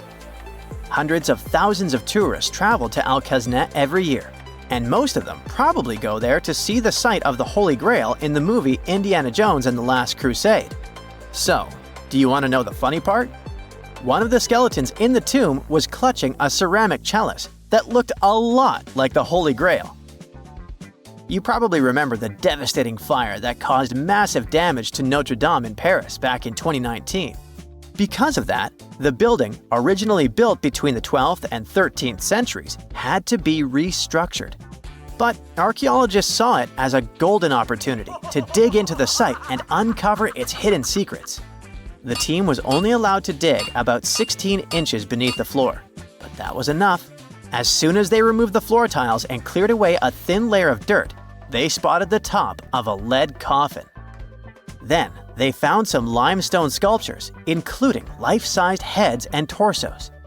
Altogether, they uncovered over 1,000 fragments of different works of art. Ancient statues have been found in the most random places, including a sewer. In July 2024, Bulgarian archaeologists were checking a Roman sewer in the ancient city of Heraclea Sintica when they found a nearly 7-foot-tall marble statue of Hermes, the Greek messenger deity. This town was completely devastated and abandoned after 2 earthquakes, one in the year 388 and the other in the year 425. But somehow, it didn't destroy this statue. In fact, its head was found in surprisingly good condition. Finding ancient artwork is definitely fascinating, but imagine stumbling upon an entire hidden city in the Amazon rainforest. Using high-tech lasers, researchers uncovered a lost civilization with thousands of structures and a whole network of roads, canals, and houses, all buried beneath the dense jungle.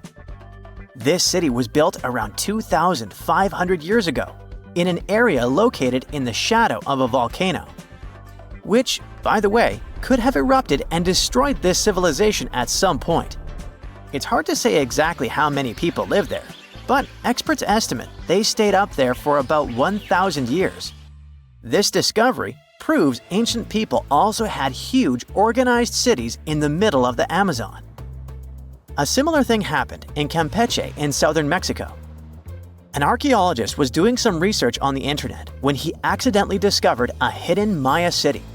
This area, now called Valeriana, was huge, about the size of Edinburgh, the capital of Scotland. It had pyramids, sports fields, amphitheaters, and paths connecting different districts. Thanks to satellite images, archaeologists uncovered an entire unknown civilization from the Bronze Age. They were checking out aerial images when they discovered 100 prehistoric settlements in the Pannonian Plain, a region that includes parts of what's now Serbia and Hungary. The people who lived there are now known as the Titsa site group, and it looks like they were a pretty well-organized society, skilled at growing food, hunting, and fishing. Google Earth helped a team to uncover a mysterious set of 400 ancient gates in Saudi Arabia. These gates, scattered across the desert, are thought to be from thousands of years ago. They're made of stone and arranged in weird formations that have left archaeologists scratching their heads. I mean, they don't look like they were meant for funerals, and they don't seem like structures where people lived. So, we still have no idea what they are. Technology is really changing archaeology. Thanks to artificial intelligence and, well, a $1 million prize, we've finally been able to decipher part of an unreadable and super damaged ancient scroll. The Herculaneum scrolls were discovered by workers digging up the ancient town of Herculaneum near Pompeii in 1752. But their condition was so bad that, for years, they were considered indecipherable. Thankfully, AI has helped unveil their secrets. Based on the studies so far, experts believe that one of these scrolls was written by a philosopher who valued pleasures, like music and food, above all else. No doubt, Stonehenge in England is one of the most mysterious places on Earth. Some theories even suggest it was built by extraterrestrials. After more than a century of research, archaeologists are still figuring out how it came together. See that big altar in the middle? Turns out it came all the way from Scotland. And that's pretty wild, considering this massive sandstone block weighs over 6 tons, and the people who built Stonehenge more than 4,000 years ago didn't have the luxury of wheels or modern tools. We can find some pretty amazing stuff in the oceans too. In 2013, a mysterious shipwreck was found about 20 feet underwater off the coast of Kenya. At the time, no one knew where it came from. But now, researchers are pretty sure this could be a ship from Vasco da Gama's fleet. You know, the famous Portuguese navigator, best known for being the first to sail from Europe to India by rounding Africa's Cape of Good Hope. If it's confirmed, this shipwreck could be one of the earliest European shipwrecks in the Indian Ocean. Ancient treasures can take many forms, including a bottle. Recently, archaeologists in Norway uncovered a 150-year-old message in a bottle during an excavation of a Viking burial mound. The bottle contained a letter written by Anders Lorange, an archaeologist who worked on the site back in the 1800s, along with his business card and a few coins wrapped in paper. The letter gave some details about the excavation, though it seems Lorange got a few things wrong, like the exact number of Viking shields discovered. At the end of the letter, he wrote a personal note in runic script, "Emma Gade, my girlfriend." So it gave us not only insights into history, but also a peek into his love life. 1,000 years ago, near modern-day St. Louis, Missouri, there was a vibrant, bustling city called Cahokia. It was a Native American city, the largest and most influential one in Mississippian culture. At its peak, around 1050 BCE, Cahokia was home to as many as 30,000 people, making it larger than Paris at the time. But what's interesting is that Cahokia didn't have any big marketplace. Usually trade was the backbone of any big city, yet this one stood out for archaeologists. That's because Cahokia wasn't about commerce. It was about culture, community, and parties. The people who lived there threw massive parties that would last for days. The city's grandest feature was its 50-acre plaza, surrounded by amazing earthen pyramids. This massive space could hold over 10,000 people. Imagine them all gathering there for festivities, dancing, drinking coffees and teas, feasting on deer, and betting on sports. The events were super lively. Cahokians would wear awesome costumes, style their hair in interesting ways, and decorate their bodies with tattoos. Athletes were playing a game called Chunky, where they hurled spears at a rolling stone disc, competing to get as close as possible. The roar of the crowd filled the air, and performers showed off their skills. These celebrations were so wild, they left traces in history. After the parties ended, Cahokians cleaned up by tossing leftovers into pits. Archaeologists have uncovered these waste pits, and they were filled with food remains and pottery. One pit alone contained the remains of 2,000 deer, and that's from a single event. They also found traces of yaupon holly, a caffeinated plant that was traded from hundreds of miles away. This just shows how much effort and thought Cahokians put in their celebrations. Would you like to live in a city like this? But aside from all the fun and games, Cahokia was also deeply complex and spiritual. The city was built on a landscape that mixed dry land with swampy patches. Many people believe that this symbolized the connection between the world of the living and the dead. The people of Cahokia saw their city as a bridge between these two realms. They built earthen mounds, both for ceremonies and rituals, and as construction support. These mounds rose from the swampy areas. Meanwhile, people settled in the drier spots. Elevated pathways connected these neighborhoods, creating a physical link between life and death. Isn't it sad that some ancient metropolises that rival modern cities in scale just disappeared? Cahokia's story came to a quiet end around 1350 CE, when the city was abandoned, all due to changes in environments and weather, floods, and other problems. But the influence of Cahokia was so big, it spread to distant places. Some of their traditions, like Chunky and yaupon tea, have survived in native communities to this day. Today, Cahokia is a UNESCO World Heritage Site, and it's not the only megacity we lost. About 5,000 years ago, people in the Indus Valley built some of the world's first cities. Mohenjo-Daro was an ancient city in what is now Pakistan. The city was built around 2500 BCE, and back then, it was a thriving hub of the Indus civilization. Sure, it was much smaller than modern cities, but it was quite huge at the time, around 40,000 inhabitants. It looks like the locals were crazily strict and disciplined people. The city's planning and organization were incredible. It was laid out in a grid pattern. Streets and important buildings aligned along the north-south axis, probably to match the movement of the sun and moon. They also built one of the most advanced systems for water and waste management of their time. The city had about 700 wells. Nearly every house had its own. Most homes also had private bathrooms with drainages and even underground sewers. This shows how skilled these people were at staying clean.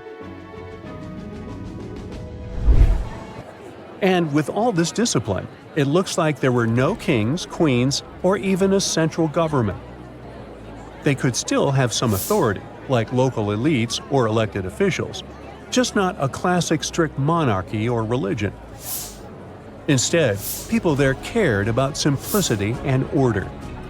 They basically managed themselves, having standardized ways of doing things, from the way tools and potteries were made to how they traded. Which is why, unlike many other cities, Mohenjo-Daro didn't have grand palaces, temples, or monuments. Instead, they had public areas known as citadels. People gathered at citadels for rituals, meetings, and storage of grain. And it seems like this way of life worked perfectly. Scientists found some seals and weights, which means the economy was well regulated. Archaeologists found some intricate artifacts like ivory, lapis lazuli, carnelian beads, and gold jewelry. Another famous find is the small bronze statue known as the Dancing Girl, which was discovered in 1926. Mohenjo-Daro wasn't poor at all. And they also pulled off some awesome buildings. Staying clean was clearly way more important to them than displays of wealth or power. So they created the Great Bath, one of the most famous structures in the city.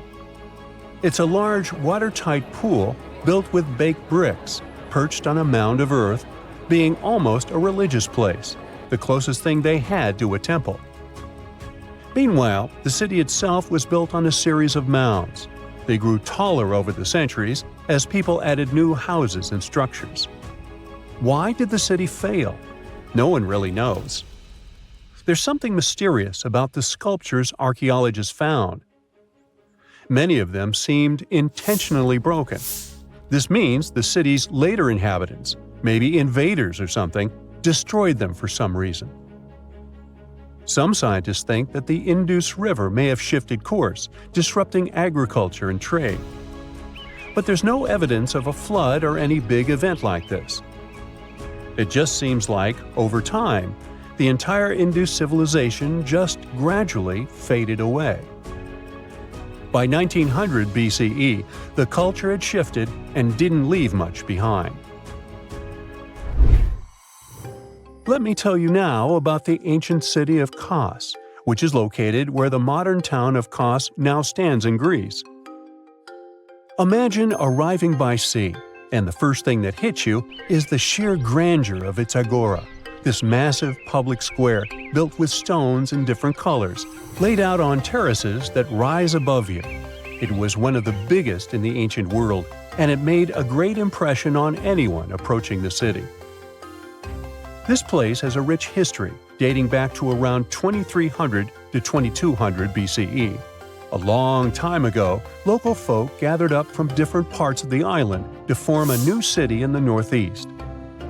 People have lived there since the Bronze Age, and over time, it became a super important center of culture and trade. And no wonder, since it's right near a natural harbor. The harbor was sheltered by two breakwaters, and people built some of the most important religious sites there, including the sanctuaries of Aphrodite and Hercules. Kos wasn't just beautiful, though. It had some brilliant design. The whole city was laid out in a neat grid, with streets crossing each other at perfect right angles, literally looking almost like a modern city. Thanks to this, moving around was super easy, and the blocks, or insulae, were big enough to fit several large houses. Kos remained largely unchanged until the 6th century CE. Over time, it started gradually shrinking in size, confined within the walls of what is now the Chora neighborhood. Meanwhile, Palmyra was an ancient city built around a beautiful oasis sometime around the 3rd millennium BCE. Originally known as Tadmor, this city flourished as a major stop on the Silk Road, linking the Near East with Asia. It was a thriving center of trade and culture. They had a marketplace, assembly buildings, grand gates. In other words, this place was bustling with life. The city has been through many hands throughout its history, from the Byzantine to Arab caliphates, which is probably why it had some awesome architecture. An interesting blend of Greco-Roman, Persian, and Arabic vibes. The Temple of Bel, the Great Colonnade, and a Roman-style theater. But, like all the others, it decayed over time. Palmyra's importance faded, and by the early 1400s, it had been largely destroyed. But at least its ruins remain. Right now, they're a UNESCO World Heritage Site. In 1850, French scientist Auguste Mariette went to Egypt looking for manuscripts, but accidentally found a head of a sphinx sticking out of the dunes.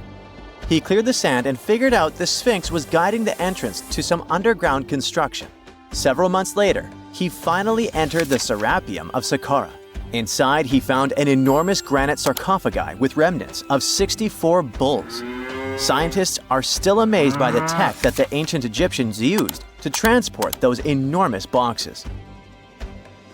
The serapium was built around the year 3000 before the Common Era. It was an underground tomb built to honor the sacred Apis bulls of ancient Egypt. It had a long hallway, almost 500 feet long, with giant stone rooms on both sides.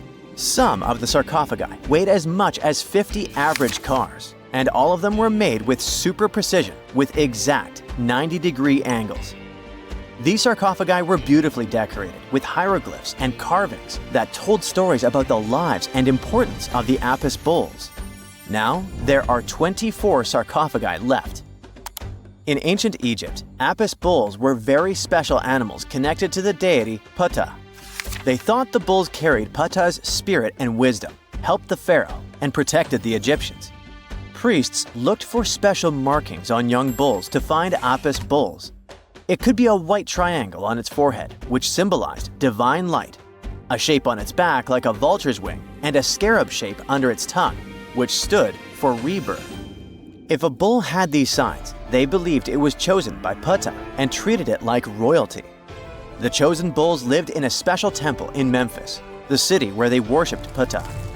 They received the best care and offerings from visitors who wanted their blessings. When an Apis bull passed away, it was treated with great honor and mummified. When Mariette entered the serapium, he noticed traces of rollers on the gallery's floor and found 2 wooden horizontal winches. Each had 8 levers. Later, other explorers saw double rails. The burial chambers were lower than the hallway floor. To get the boxes into place, workers filled the chambers with sand so the sarcophagi could be rolled in straight. Then they slowly removed the sand to gently lower the boxes into perfectly cut spaces in the bedrock. A carved stone sign found in the serapium said it took 28 days to move just one sarcophagus and its lid into its spot during the time of Ptolemy II. The extreme precision of the sarcophagi with 90-degree angles also has an explanation. Ancient Egyptians wrote texts, or rather, papyrus, on geometry a long time ago. It shows that they knew the approximate number pi and could calculate the volume of a pyramid with its top cut off. If they could figure out complicated math like that back then, it makes sense that they could also carve perfectly flat surfaces 500 years later. All this sounds pretty legit, but some people think certain things don't add up here. The size of boxes is way larger than the size of bulls, yet they buried pharaohs in tiny coffins that barely fit their bodies. The sarcophagi are made out of granite with crazy precision, and they could have just used limestone, which would have made things way easier. The transportation of the boxes seems pretty simple, but only in theory. If one person could pull about 440 pounds, then at least 250 people would be needed to pull just one box. The tunnels in the serapium are really narrow, only about 2 feet wider than the boxes themselves. There's no way hundreds of people could have squeezed into those tight spaces to pull the boxes. And even if they did, how would they turn the box in the cramped corridor, lower it into its niche, and place it perfectly in the middle? Somehow, they did this 24 times, and every box is centered perfectly. Plus, the chambers were dusty, and there were no signs of soot from lamps. This means they must have worked in almost complete darkness. The real use of the boxes could also be different. A long time ago, even before the Egyptian pharaohs ruled, the local people already knew how to use fermentation. It happens when tiny organisms called yeast eat certain ingredients like starch and turn them into gas and ethanol.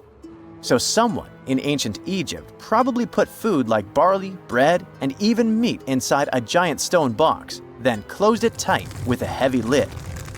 These stone boxes, carved from granite, were so precisely made that they were almost completely sealed, so nothing could escape from it. As the yeast inside the box started working, it created more and more CO2 gas.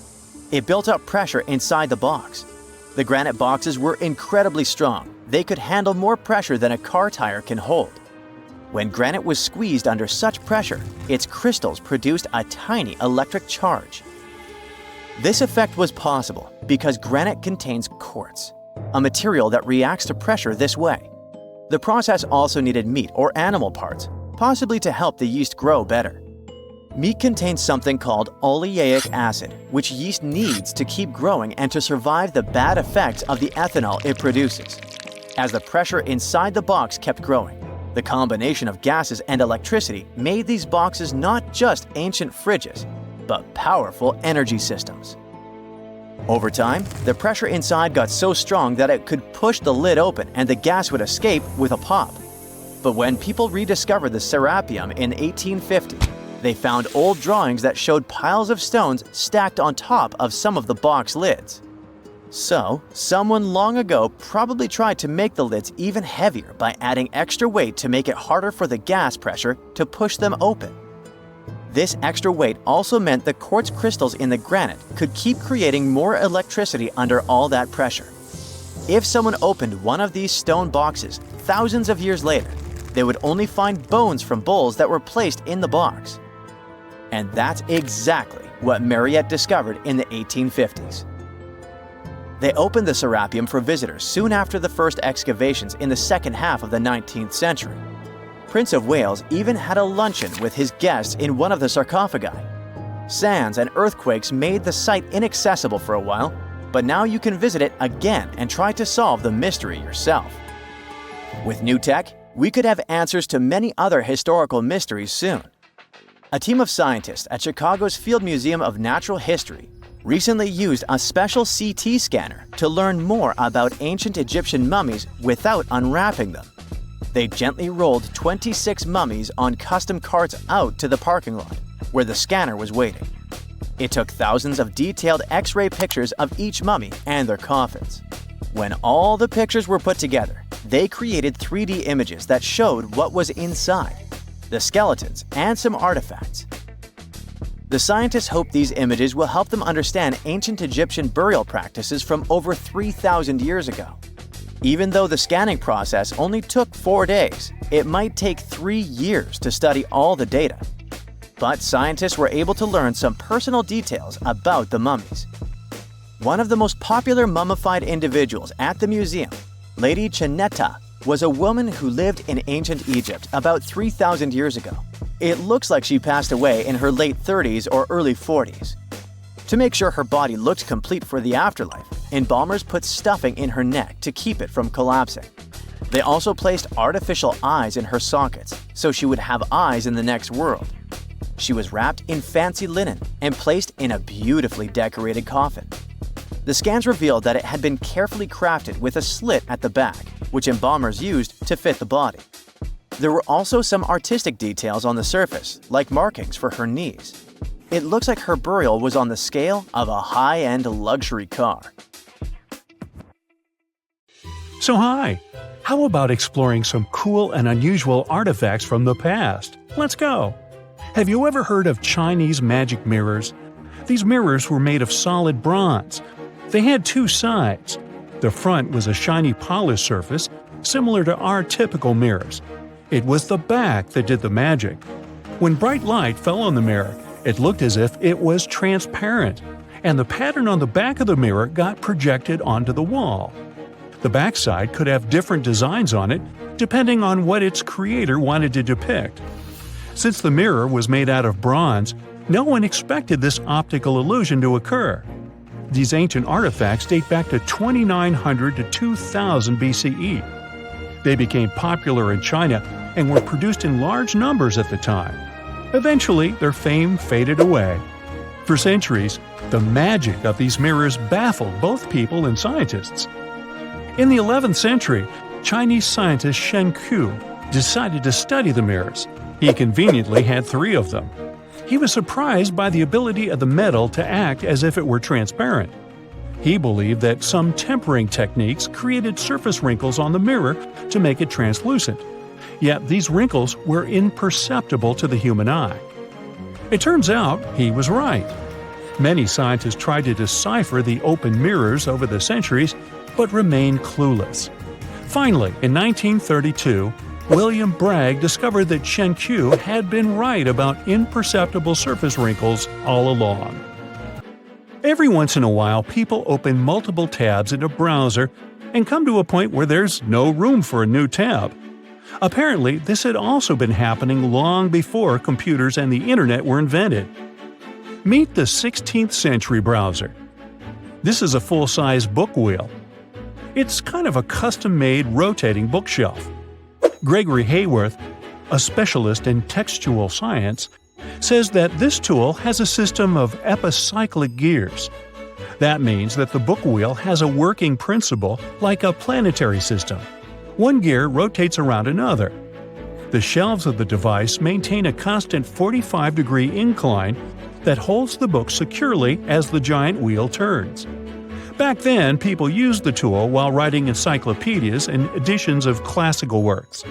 In this kind of work, a person has to have many books open simultaneously so that the information from multiple sources can be gathered easily. Italian engineer Agostino Romelli is the inventor of this piece of early modern machinery. What if I tell you that sponge divers in Greece accidentally found an ancient computer? They pulled out this artifact from a shipwreck near Antikythera Island in 1901.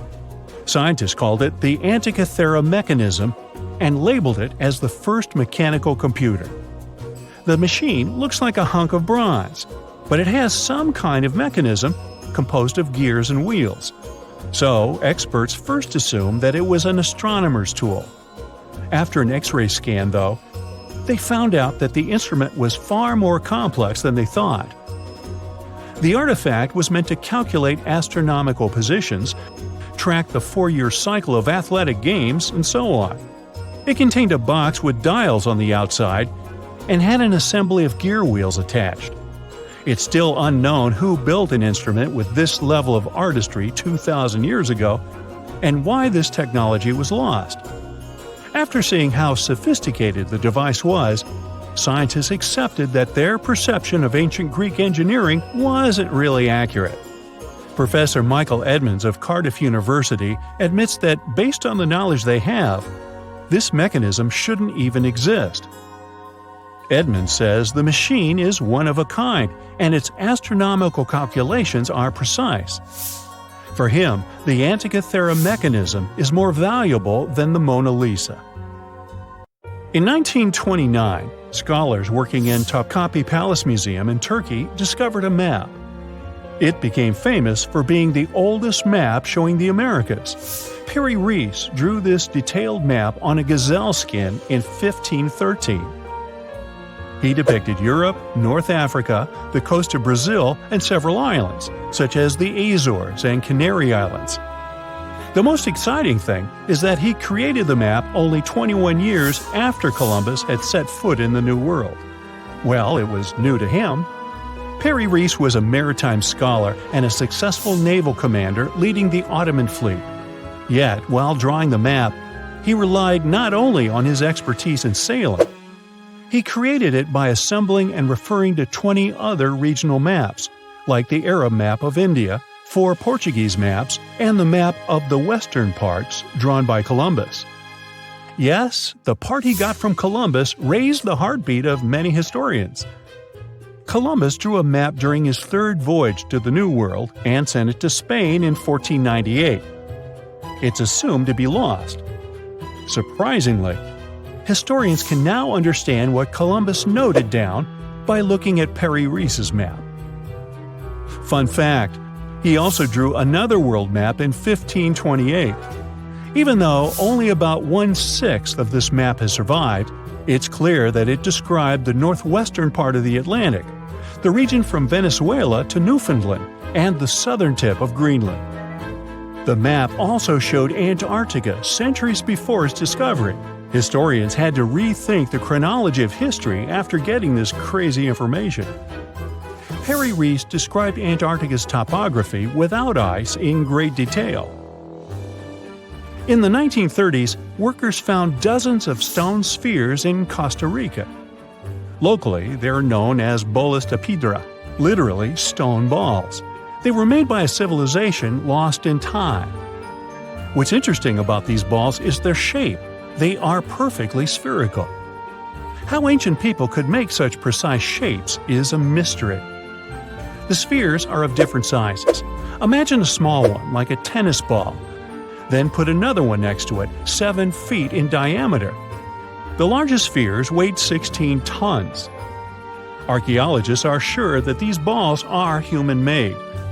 Yet their purpose remains unclear. Some archaeologists claim that the spheres could represent the solar system or could be inspired by various stages of the sun and the moon. Others say that the stone's placement refers to the houses of chiefs. Most of the stone spheres were sculpted from granodiorite.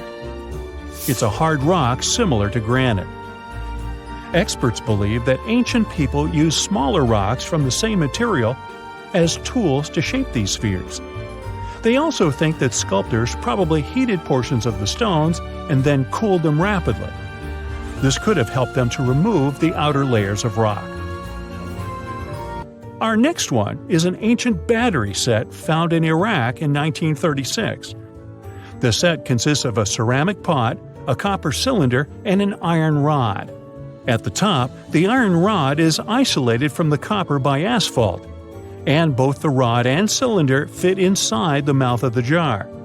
The copper cylinder isn't watertight, so if the pot was filled with a liquid, it would surround the iron rod as well.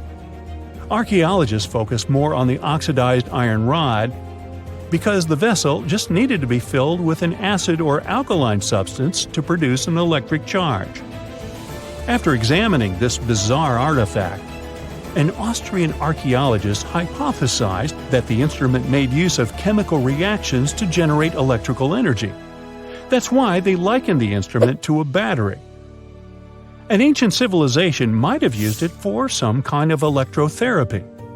Yet there isn't any electroplated object known from this period. So Koenig's hypothesis was rejected by many archaeologists, but nobody has proven him wrong either. The origin and purpose of the vessel remain unclear to this day. So, want to see the world's oldest art studio? In 2011, archaeologists found 100,000-year-old shells in a South African cave. Those shells were used for paint making. A coating of bright red powder on the inside of a pair of shells is the proof. Archaeologists say they found a complete kit used to produce a pigmented mixture. Now, in a different part of the cave, several paintings were displayed with little price tags on them intended for sale. Nah, just kidding. Although that big one over there would look good over my couch.